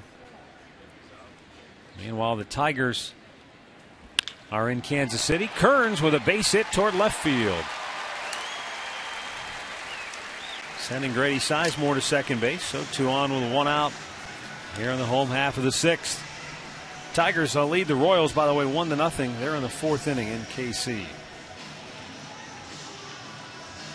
There you go. Gets a nice fastball, and he drills the left field for a base hit. Just the 5th hit for the Indians this afternoon. But the error could open up the inning here. First and second, nobody out. Lou Marson steps up. He is 1 for 2, doubled down the left field line his last time up.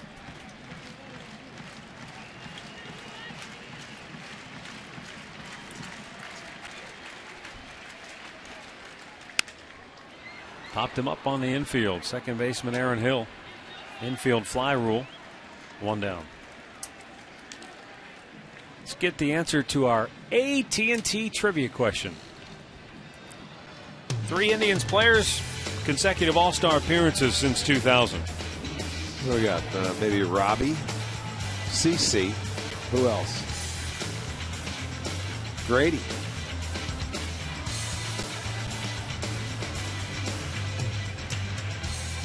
Two down, or excuse me, 2 on with 1 out, and Luis Valbuena to the plate. He singled his last time up.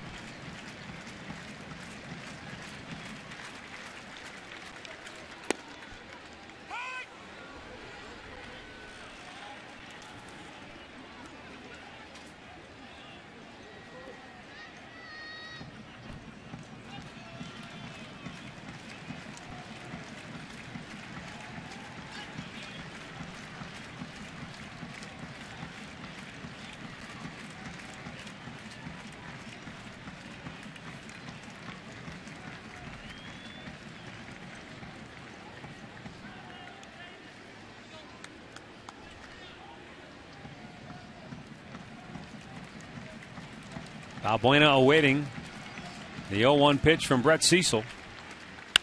And he pops that up. Right fielder Patterson will make the catch. 2 down. And let's go back to the studios right now for another in-game update with Al Pulowski. All right, man, let's go down to the K in Kansas City. No score in the top of the 4th inning. Brennan Bosch, an RBI single for the Tigers, puts them up 1-0. Justin Verlander's on the hill today for Detroit. With the way he's been pitching, this might be all he needs. Back to you, Max. All right, thanks, Al. Well, he got beat 1-0 in his last start out against the Angels. Did Verlander. Yeah. But you know that Kansas City team's pretty good hitting ball club. But you're right. It's a tough guy to score on.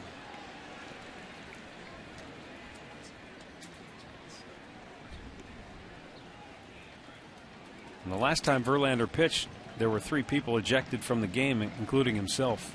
He, Jim Leland, and Bobby Abreu of the Angels all got tossed. 2 on, 2 out. Jack Hanahan 0 for 1 with a walk.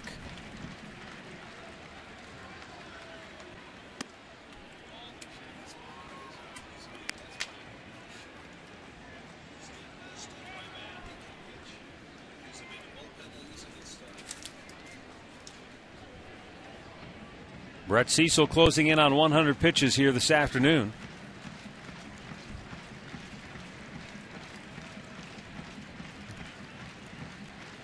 The 1-1. High and wide. 2 balls. Ooh. Called a strike. Okay.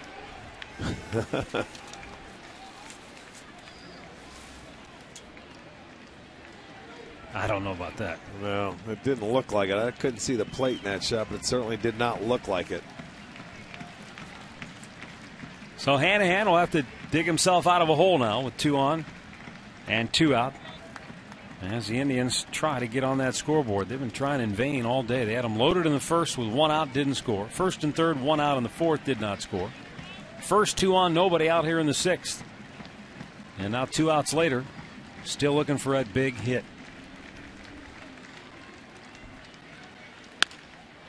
Loop toward center. Coming hard, Davis. He won't get there. It drops, and the Indians will get on the board. Jack Hanahan delivers a 2-out RBI single, scoring Grady Sizemore, and it's 7-1.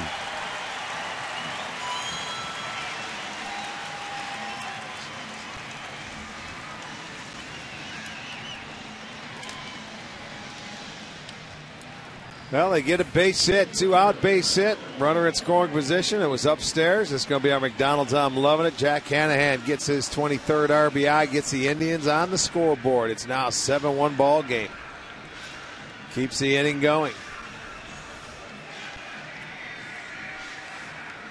Now Michael Brantley 0 for 2 with a walk. Blue Jay bullpen about to get busy.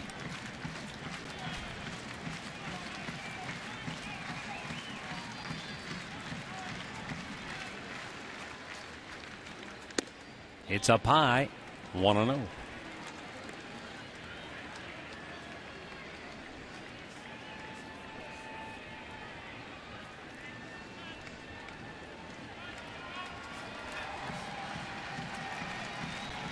We'd love to see a couple of quick base hits and get Hafner up here before they can get that bullpen loose.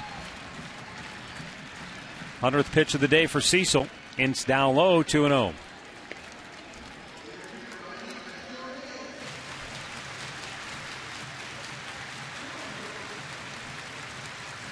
The left-hander Luis Perez, who served up the grand slam to Hafner on Thursday, is getting loose in the Toronto pen.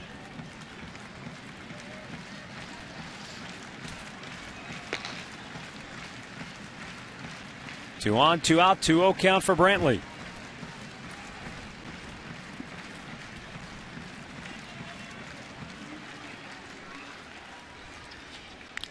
Fouled right back, 2-1.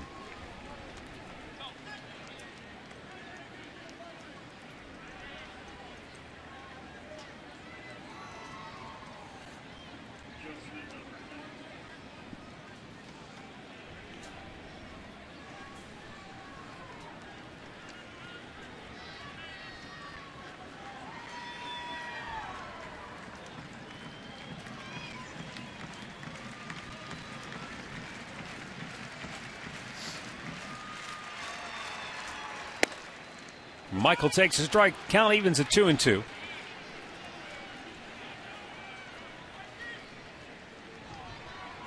Austin Kearns is at second base. Hanahan down at first with 2 away here in this 6th inning.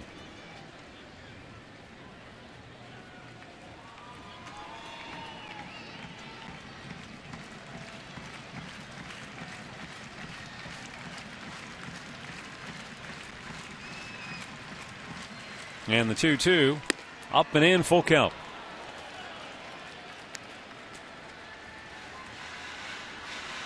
So everybody will be moving on this 3-2 pitch.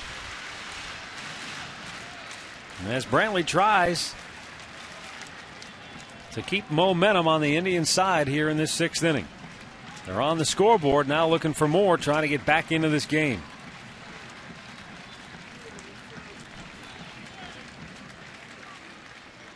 And a bouncing ball right to Escobar. The shortstop can take his time, throws him out, and we'll go to the 7th, 7-1 Toronto.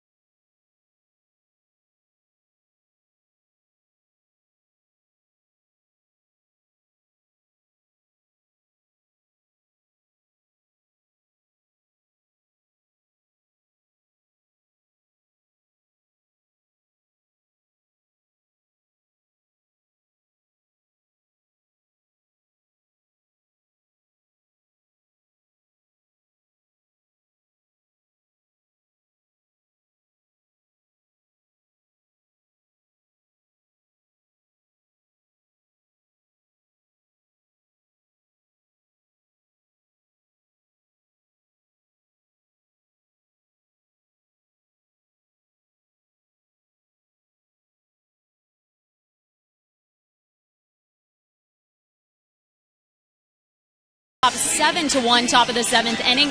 Now, they won't return the Indians until late July here to Progressive Field. You want to make sure you're here on Saturday, July 23rd. We're going to have a free post-game concert by Lifehouse, multi-platinum recording artist. That will be pretty awesome. And also, while you're online tonight, getting your tickets for that game, make sure to get your seats for the award-winning Rock and Blast. It is the biggest multimedia presentation of the year. You've got fireworks, rock and roll, lights, scoreboards. It's going to be a great time.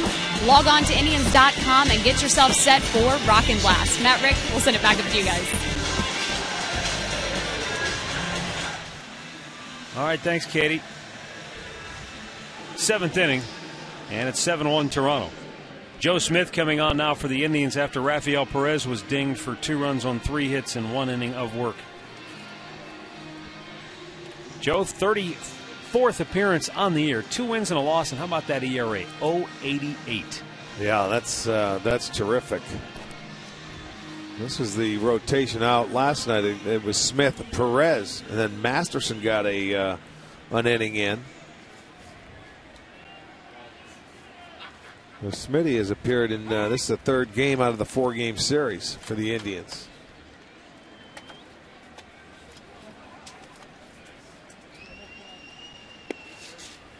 Two quick strikes to Aaron Hill.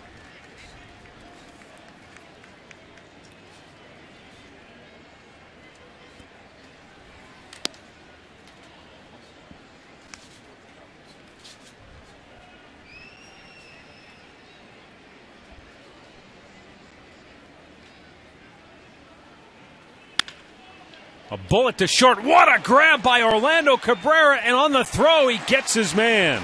Wow. A sensational play by Orlando Cabrera at shortstop to take a hit away from Aaron Hill.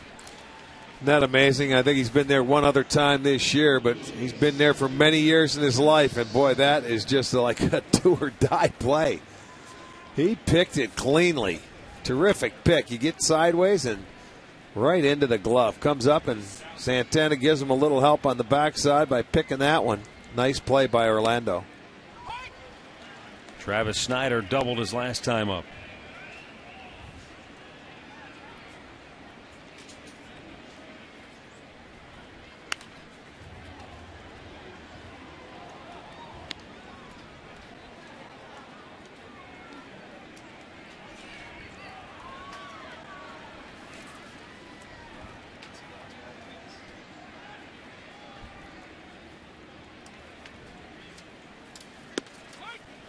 And he's out looking.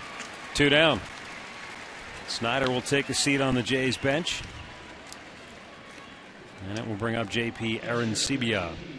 Next Friday here at Progressive Field, join Our Lady of the Wayside for Grapes and Ale, the hottest barbecue of the summer. $50 admission includes a souvenir wine glass, wine samplings, barbecue from Bubba's Q, Famous Dave's, the Strip Steakhouse, and more. Visit thewayside.org for tickets and all the information.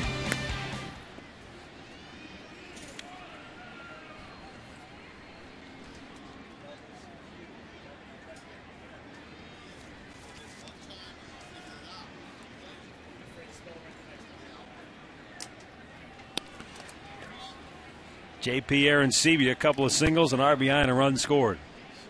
Next Friday. Let's reprint it from one read now. Okay?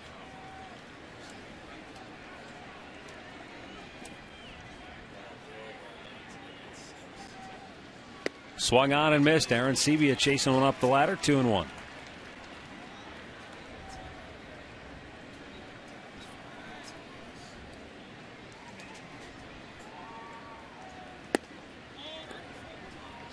Pretty close.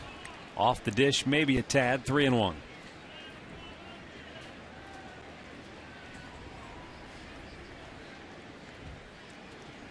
Boston is pulled in front of Baltimore 7-6 at Fenway. Quite a slugfest there this afternoon. How about the Yankees? A 1-0 win over Tampa. CC complete game there with 9 punch-outs. 113 pitches. What does that give him? 12 wins? 13. 13 wins 13 at the All-Star break and not an All-Star. Yep. The 3-2 is ball 4.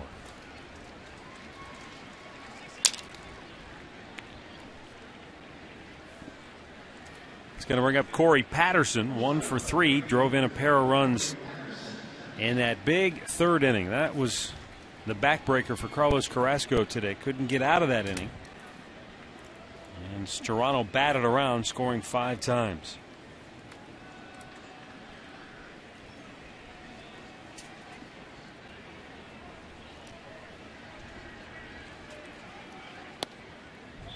One last birthday wish here today. Brody Fox in Tiffin, Ohio, celebrating his 8th birthday. So happy birthday, Brody. 1-0 pitch is a little bit high and wide. Talked earlier about the Pirates. They're beating Chicago 6-1 in the 7th inning. So the Pirates look like they're going to go into the All-Star break at the worst, a game out of first place. And should Milwaukee and St. Louis both lose today, it could be a 3-way dead heat. Yeah, how about that?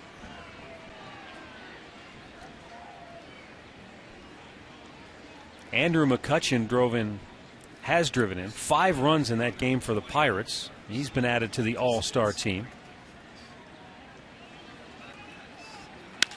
Patterson drives one toward left. Brantley on the run, makes the catch in the gap to end the inning.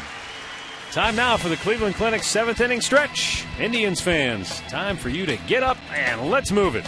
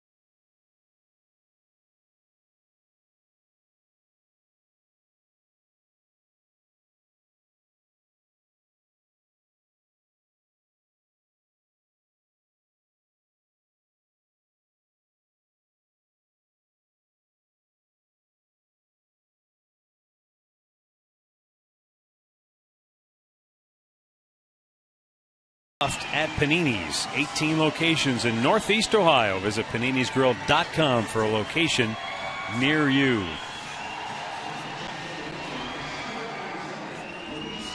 Left-hander Luis Perez coming on for Toronto. And he'll be facing Orlando Cabrera, Travis Hafner, Carlos Santana in this 7th inning. Perez came into the ball game Thursday and gave up the grand slam to Travis Hafner. In the bottom half of that 9th inning, it was the very first pitch.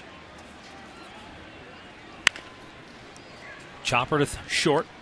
Escobar fires it over, 1 away. And on Thursday night, Travis Hafner, first pitch he saw from Luis Perez.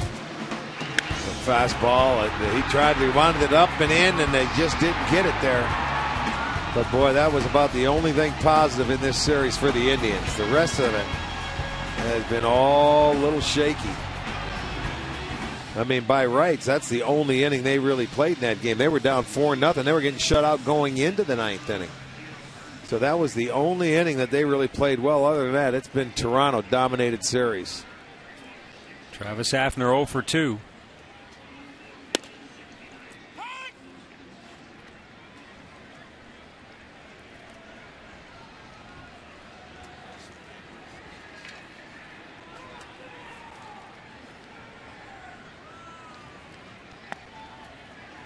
One and one to count for Pronk. Well, Rick, you have to hope that this series indicates not necessarily a trend where this team is headed, but more of a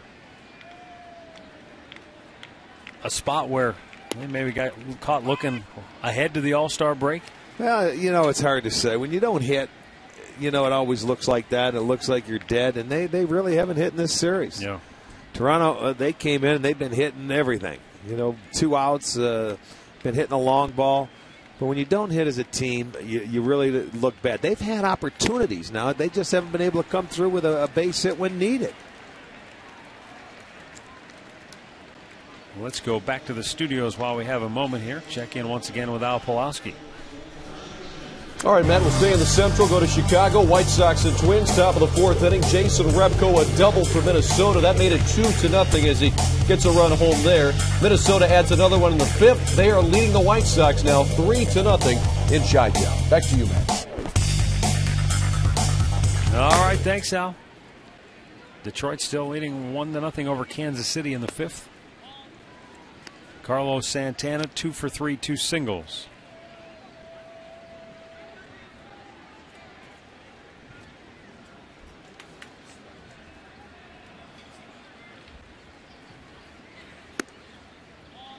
Too high, 2 balls, no strikes.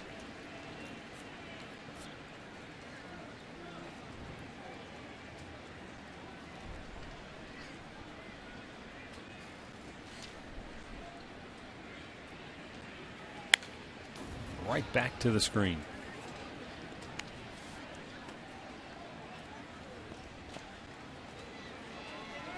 Vinny Pistano getting loose in the Tribe pin.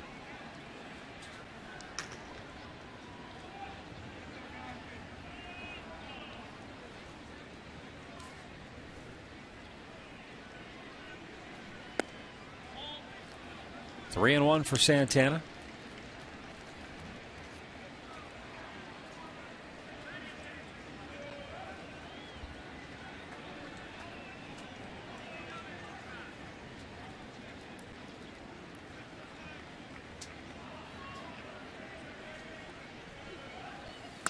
All the way to the top of the ladder there. Aaron Seabee able to grab it before it went to the backstop, but a 2-out base runner brings up Grady Sizemore.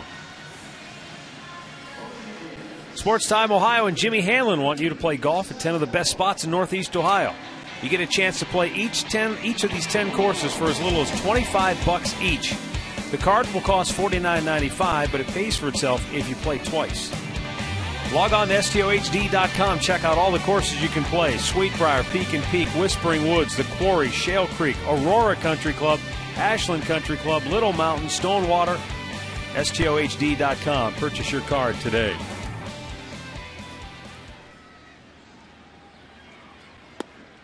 Outside to Sizemore for ball one. He reached on an error and scored the only run for the Indians in the 6th.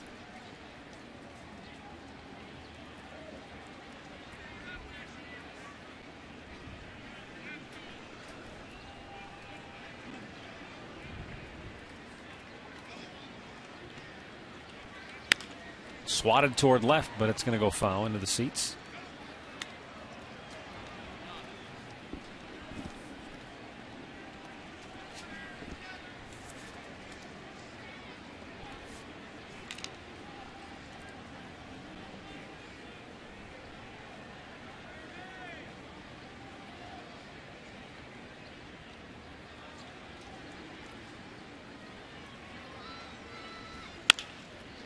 In the hole. Nice diving stop by Hill, but he didn't have enough time to gather himself and make a throw. But boy, that was a whale of an effort. Yeah, he stopped it. It was a great stop. But with Grady running, if you can't, pop up, which he could not, he made a great effort to just dive and stop that ball because it was right in between first and second. You see, Lind, he wasn't going to get back there anyway, was he? The pitcher beat him over to first base, even if he does get up to try and throw it. So it'll go as a base hit for Grady. And it will bring up Austin Kearns.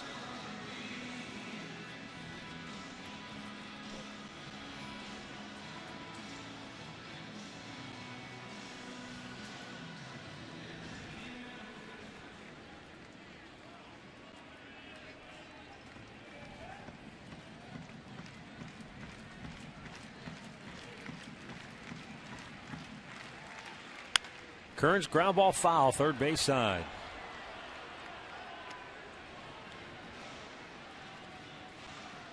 John McDonald manning the hot corner now for Toronto. Coming on for Jose Bautista earlier this year. He reached a milestone of sorts. His 10th year in the big leagues. And that's certainly a goal for any player and every player, because if you get to your 10 years, you're fully vested for your pension, so he should be taken care of, which is a treat. And as you mentioned, he's not an everyday guy, never has been, so to get 10 years, it's something very special. Yeah, I mean, to last 10 years in the big leagues as a utility guy, right, you have to be very good, because they're not just going to keep you around just because they like you. No, that's true. That is true. The time that he had his opportunity here, I remember, to play for Omar, he was hurt. Fielder's choice will end the inning. And we'll go to the 8th, 7-1 Toronto.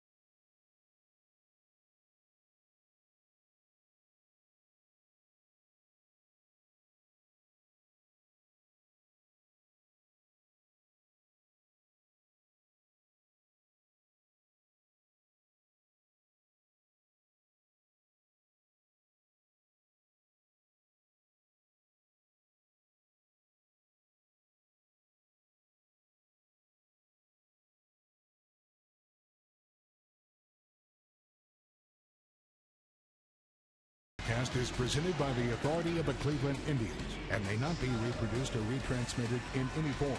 And the accounts and descriptions of this game may not be disseminated without the express written consent of the Cleveland Indians. I love that shot of Dad keeping his daughter cool. waving the hat. 7-1 Blue Jays, 8th inning here at Progressive Field. Indians offense just has not been able to get rolling. And that 5-run third inning for Toronto blew this game open. Vinny Pistano is the 5th Indians pitcher to work here this afternoon. Carlos Carrasco was knocked out after the Jays batted around, scoring those 5 runs in the third. Joe Smith worked a scoreless inning of relief. And now Pistano will face Rajay Davis, Yunel Escobar, and Eric Thames here in the 8th.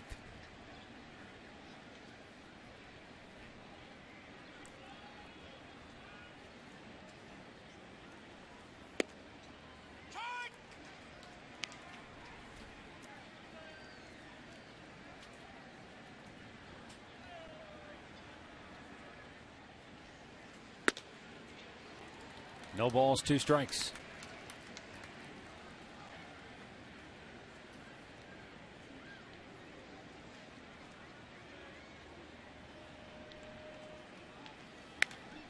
Right back, Davis stays alive. Minnesota now leads the White Sox 5-0 in the 5th inning in Chicago. Twins are a hard team to figure. Trying for their 8th win in their last 11 games as Davis strikes out. And that would get them to within 7 games of the 500 mark.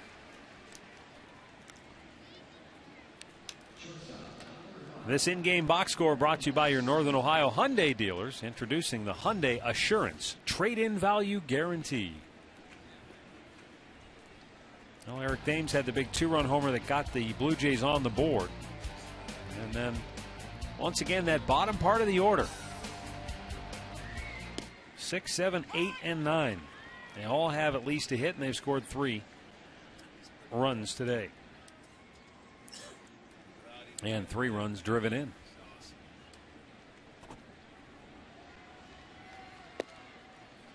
No balls, 2 strikes.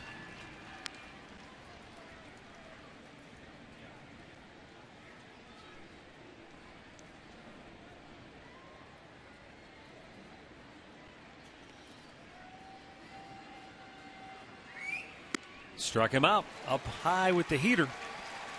Back-to-back Ks for Vinny Pistano here in the 8th inning, 2 down.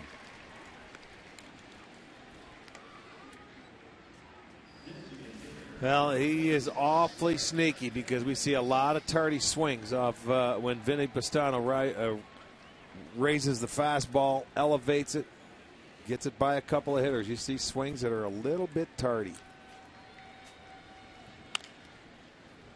Eric Thames bounces that foul. 3 hits for Thames today, 6 in the series.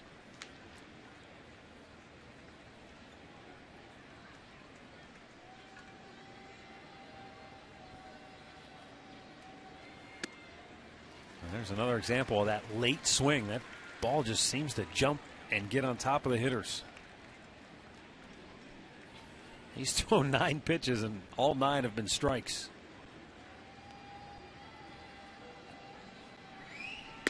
Make it 10. He just struck out the side, and I mean, he did it with authority.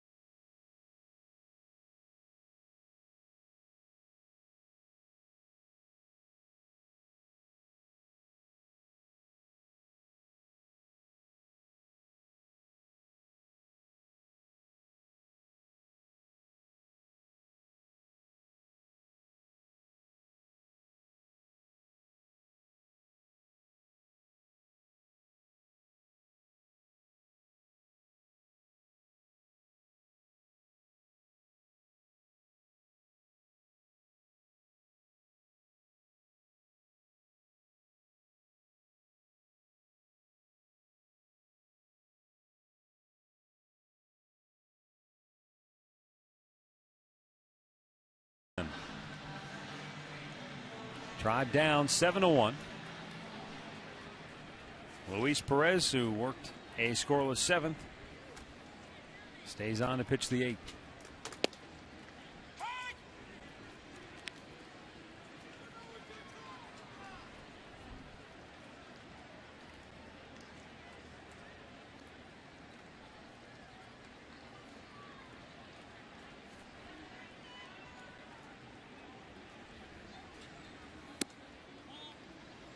One and one to count for Lou Marson.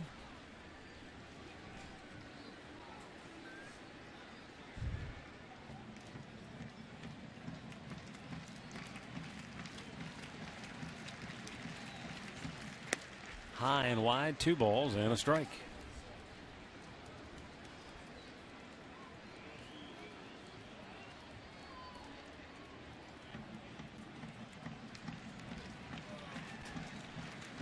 Now the 2-1. High with that pitch. 3 balls and a strike.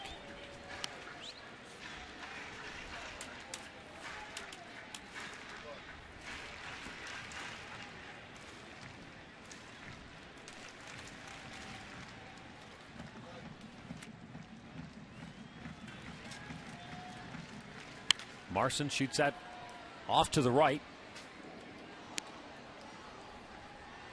And it's a full count.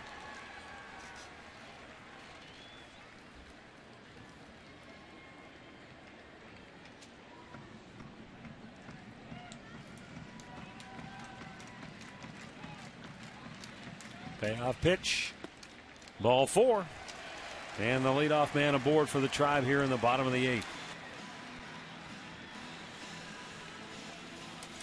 Well, the Gathering Place supports, educates, and empowers individuals and families who have been touched by cancer. And every time the Indians homer, Rick and I are making a donation of $5 each to the Gathering Place, while Great Clips donates $50. Our total so far this season, $4,800. For more information, visit touchedbycancer.org. Great needs, great deeds, great clips.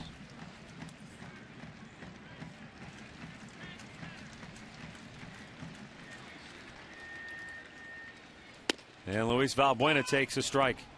And the count is 1. Count is 0-1. He is 1 for 3 here this afternoon.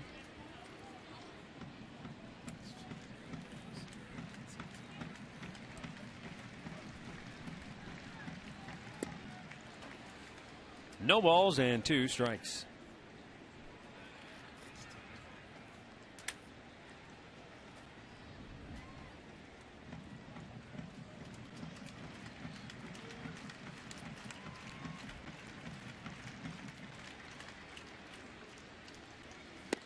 Struck him out. He waved at that ball. 1 down here in the 8th. Second strikeout for Luis Perez. He's walked 2, struck out 2, and he's given up 1 hit. Brings up Jack Hanahan, who drove in the only run of the game for the Tribe with a 2-out RBI hit in the 6th inning.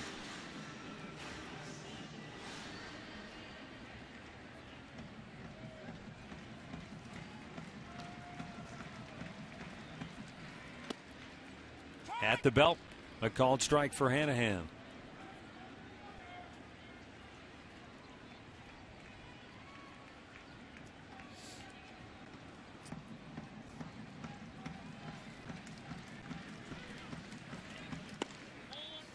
A little bit outside, 1-1.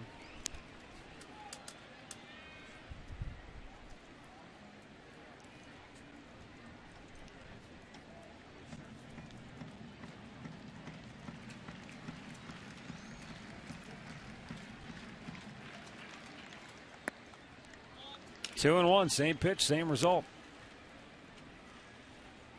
Luis Perez is still a work in progress. 28 pitches.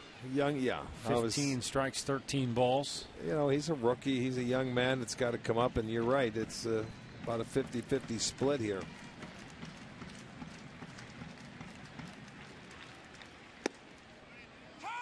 Got the corner there, 2-2.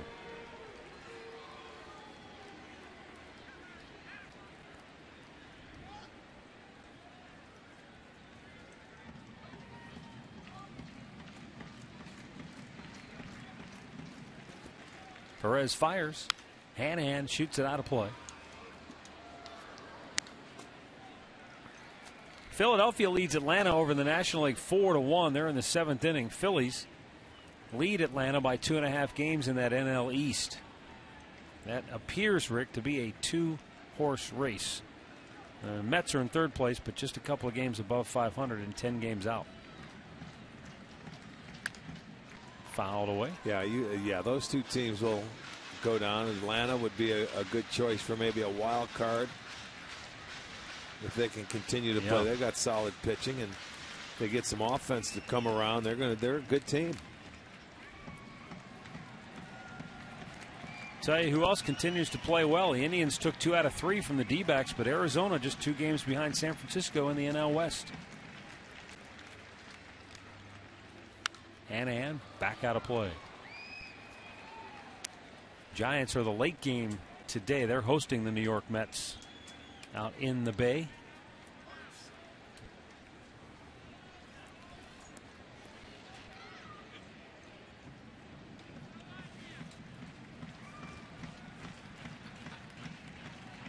Arizona is trailing St. Louis 4-2. They're in the 5th at Busch. Up high, full count. Cincinnati leads Milwaukee 3-2. The Reds started the game just 3 games out in that NL Central. So you got Milwaukee and St. Louis who were tied for the top spot. Then Pittsburgh a game back, and Cincinnati just 3 out. So 4 teams all bunched closely together at the top of the NL Central. 3-2 count here for Jack Hanahan. And a bouncing ball up the middle. The shortstop Escobar steps on second, throws to first, and we'll go to the 9th. 7-1 Toronto.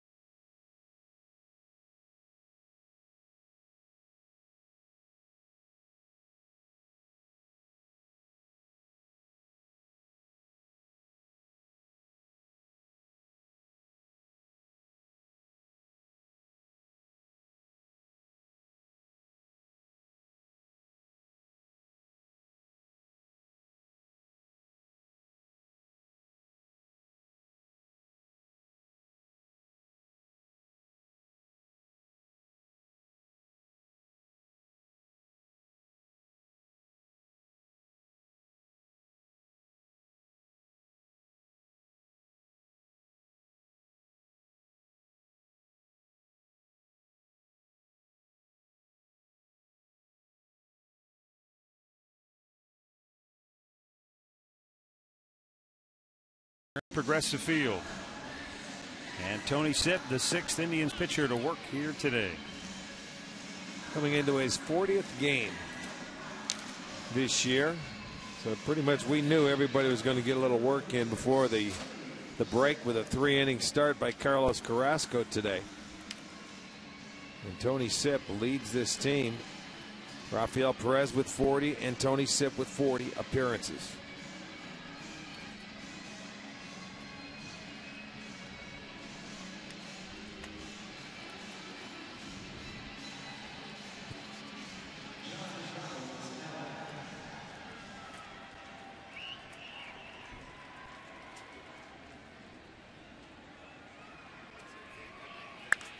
There's a long drive foul by John McDonald. Johnny Mack trying to flex leading off this ninth inning.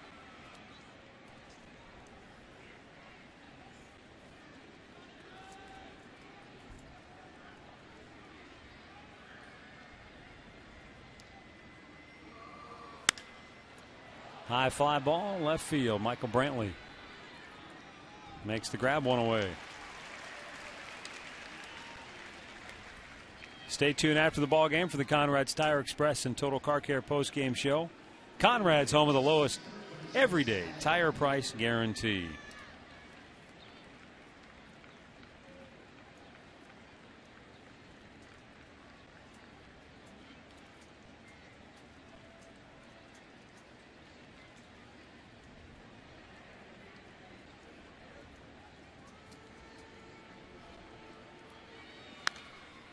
Back out of play. Just missed the walrus. He stuck his flipper out for it, and he knocked it down into the seats.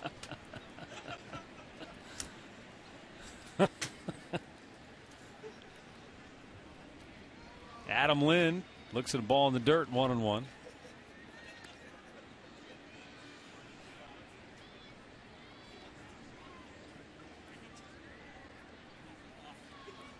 Lynn flied to deep center in the first. He has grounded out, flied out, and grounded out again since then.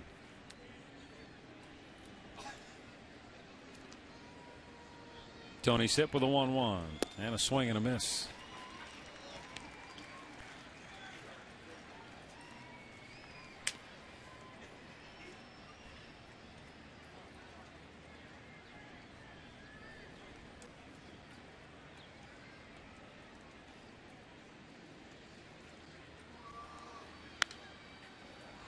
Right back over the screen.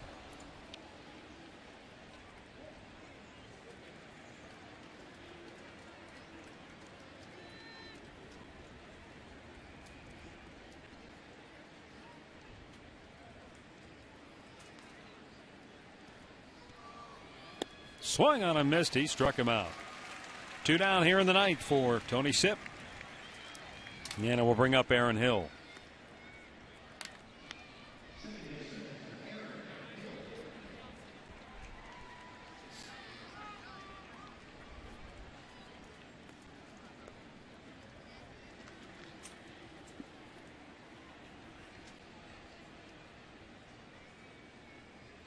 Aaron Hill 0 for 3 and just 2 for 16 in the series.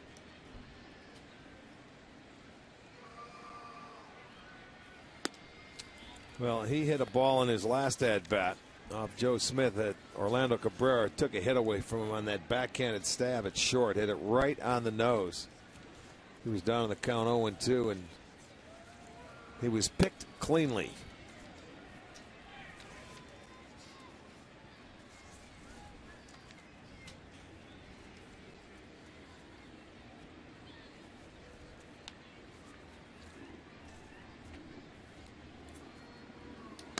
High and away. 3 balls, no strikes.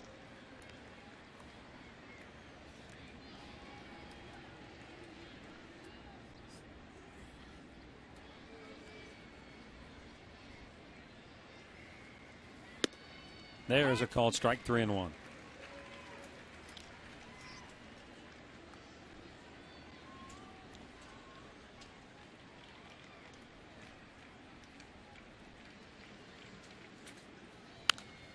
Back out of play. And the count goes full.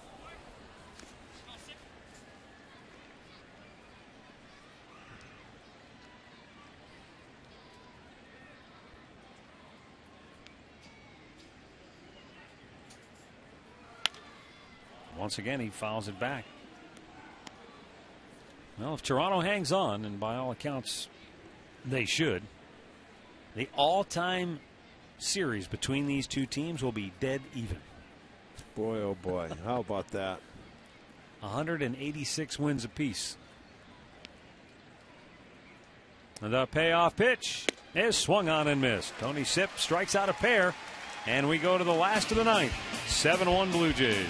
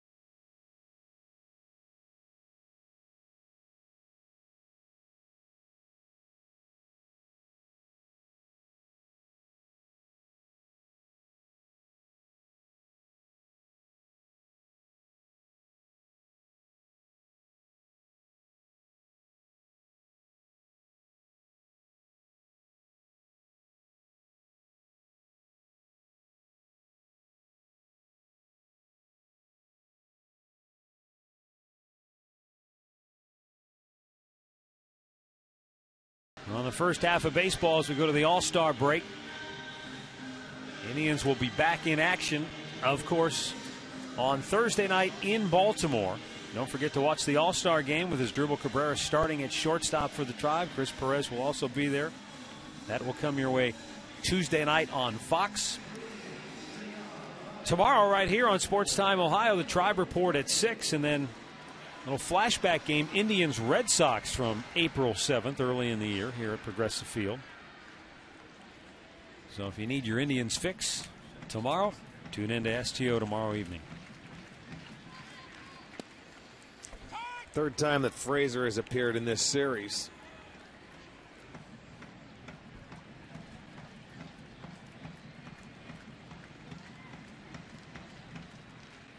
Just another slow day offensively. The Indians have left 11 runners stranded on base again today.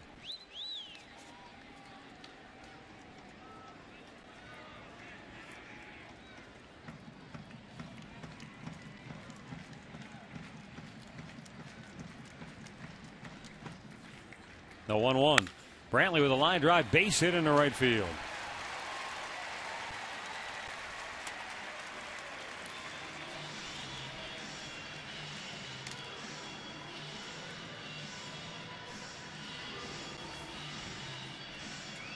Yeah, he gets a fastball right down Broadway and jumps all over it and drives it into right field. So Michael with his first hit this afternoon.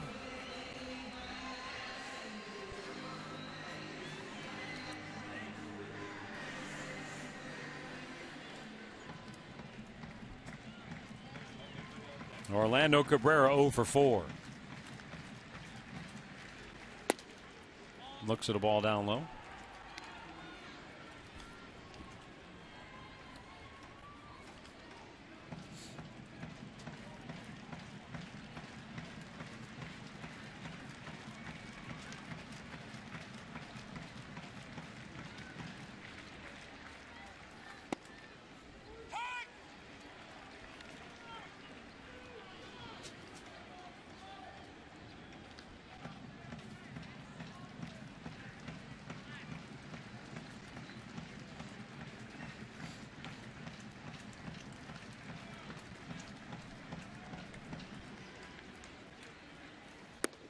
Missed inside, 2 balls and a strike.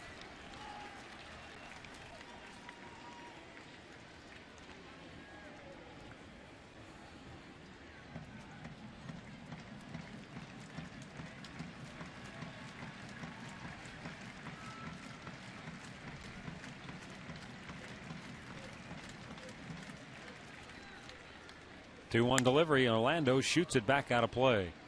2 balls and 2 strikes.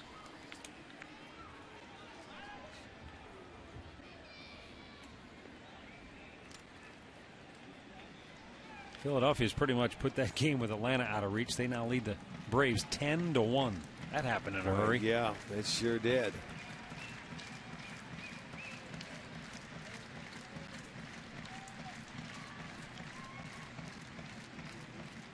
Jason Frazier with the 2-2.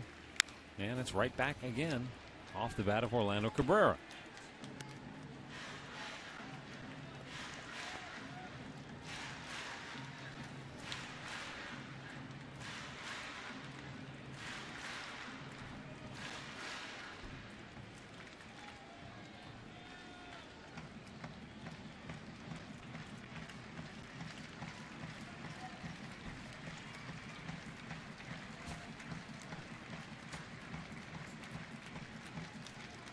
Two.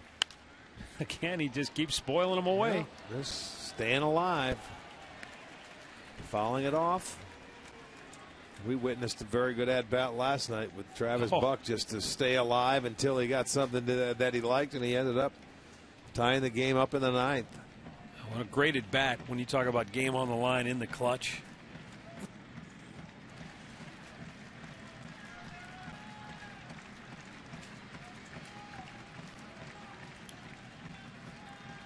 Frazier ready with the 2-2. And he pops him in the air, shallow right. Corey Patterson is there. 1 down.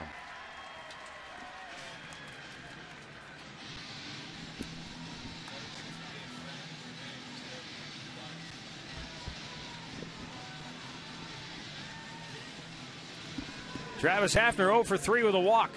Steps to the dish with 1 on 1 out here in the last of the ninth.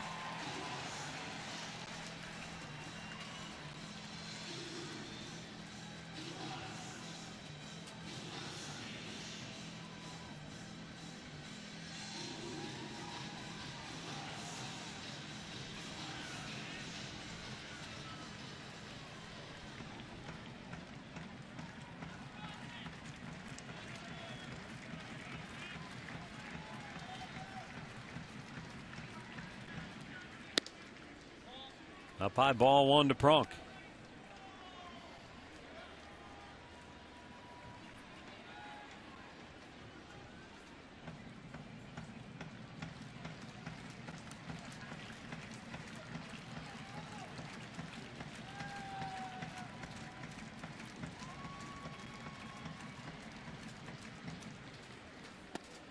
Low and away, ball 2.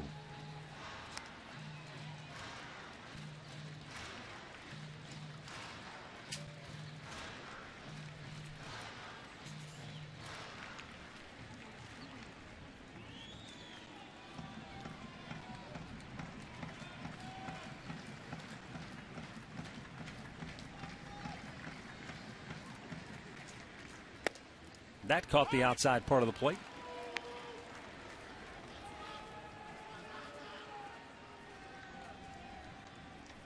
A warm, almost hazy-like day here in downtown Cleveland.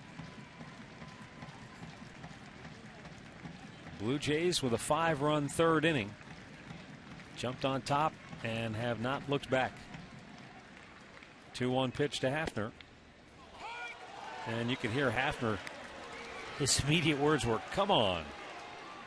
It's 2-2.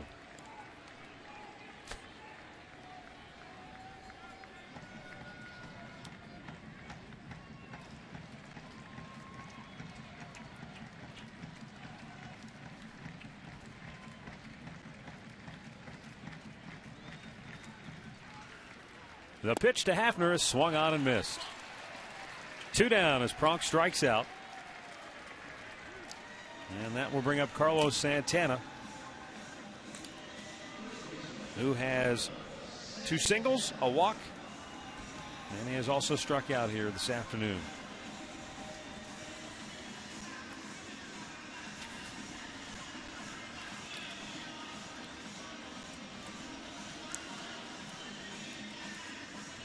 Brantley, the runner at first with 2 away.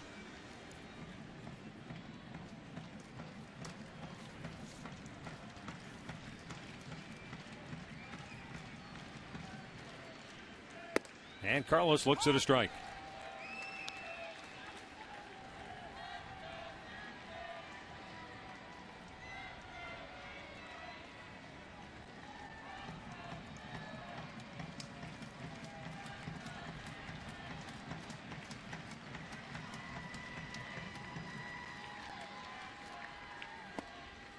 A little bit outside to even the count of 1-1.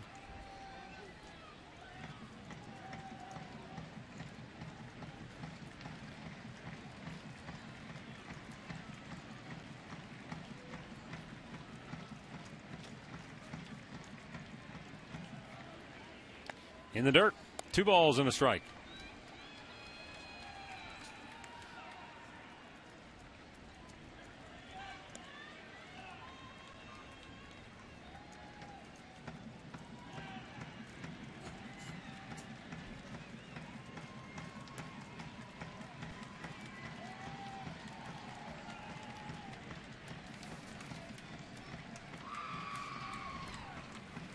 Frazier, a long look in. Now the Blue Jays right-hander fires, and that's just a little bit inside. 3-1. If Santana reaches, Grady Sizemore would be next.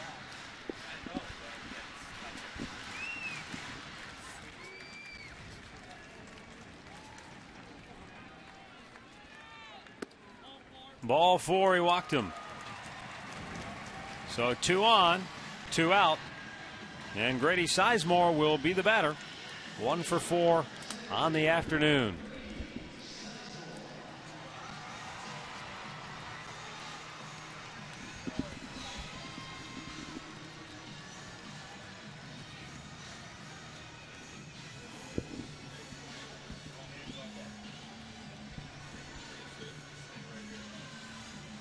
Sizemore is now 3 for 12 in the series. As you see there, he hit the 2-run homer yesterday.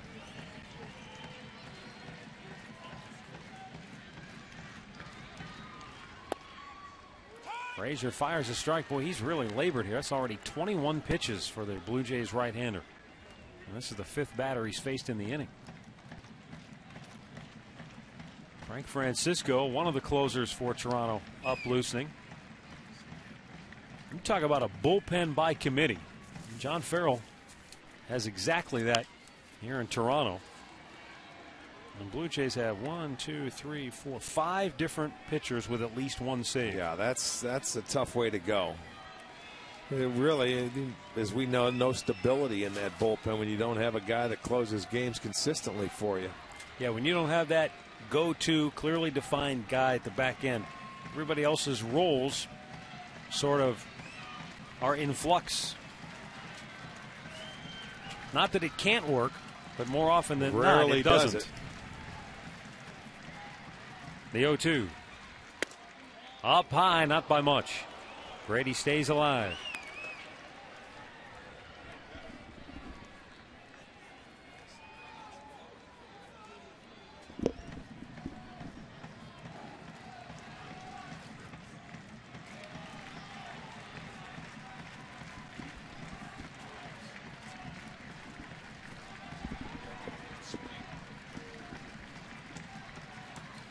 Frazier with a 1-2. Brady with a bouncer towards second. Big hop for Aaron Hill. And the game is over. The Toronto Blue Jays come to Cleveland and take 3 out of 4 from the Indians. And unless Kansas City rallies to come back and beat Detroit, the Indians will fall out of first place as we go to the All-Star break. With the win, Toronto is 45-47. The Indians drop to 47-42. Winning pitcher is Brett Cecil. He's now 2-4 on the year. The loser is Carlos Carrasco. He drops to 8-6. Time now for our play of the game. It's brought to you by KeyBank. Thanks for making KeyBank the #1 bank in Northeast Ohio. Let's go back to that 3rd inning, and after the leadoff base hit by Escobar, it's Thames that gets a ball from Carrasco, and I mean he hit it deep. He got him rolling. They couldn't stop the bleeding in that inning. Carrasco ended up giving up 5 runs. But that was a spark right there. He struggled the rest of the way, so that one big inning propelled the Toronto Blue Jays to win this series 3 out of 4. That's going to be our KeyBank key play of the game.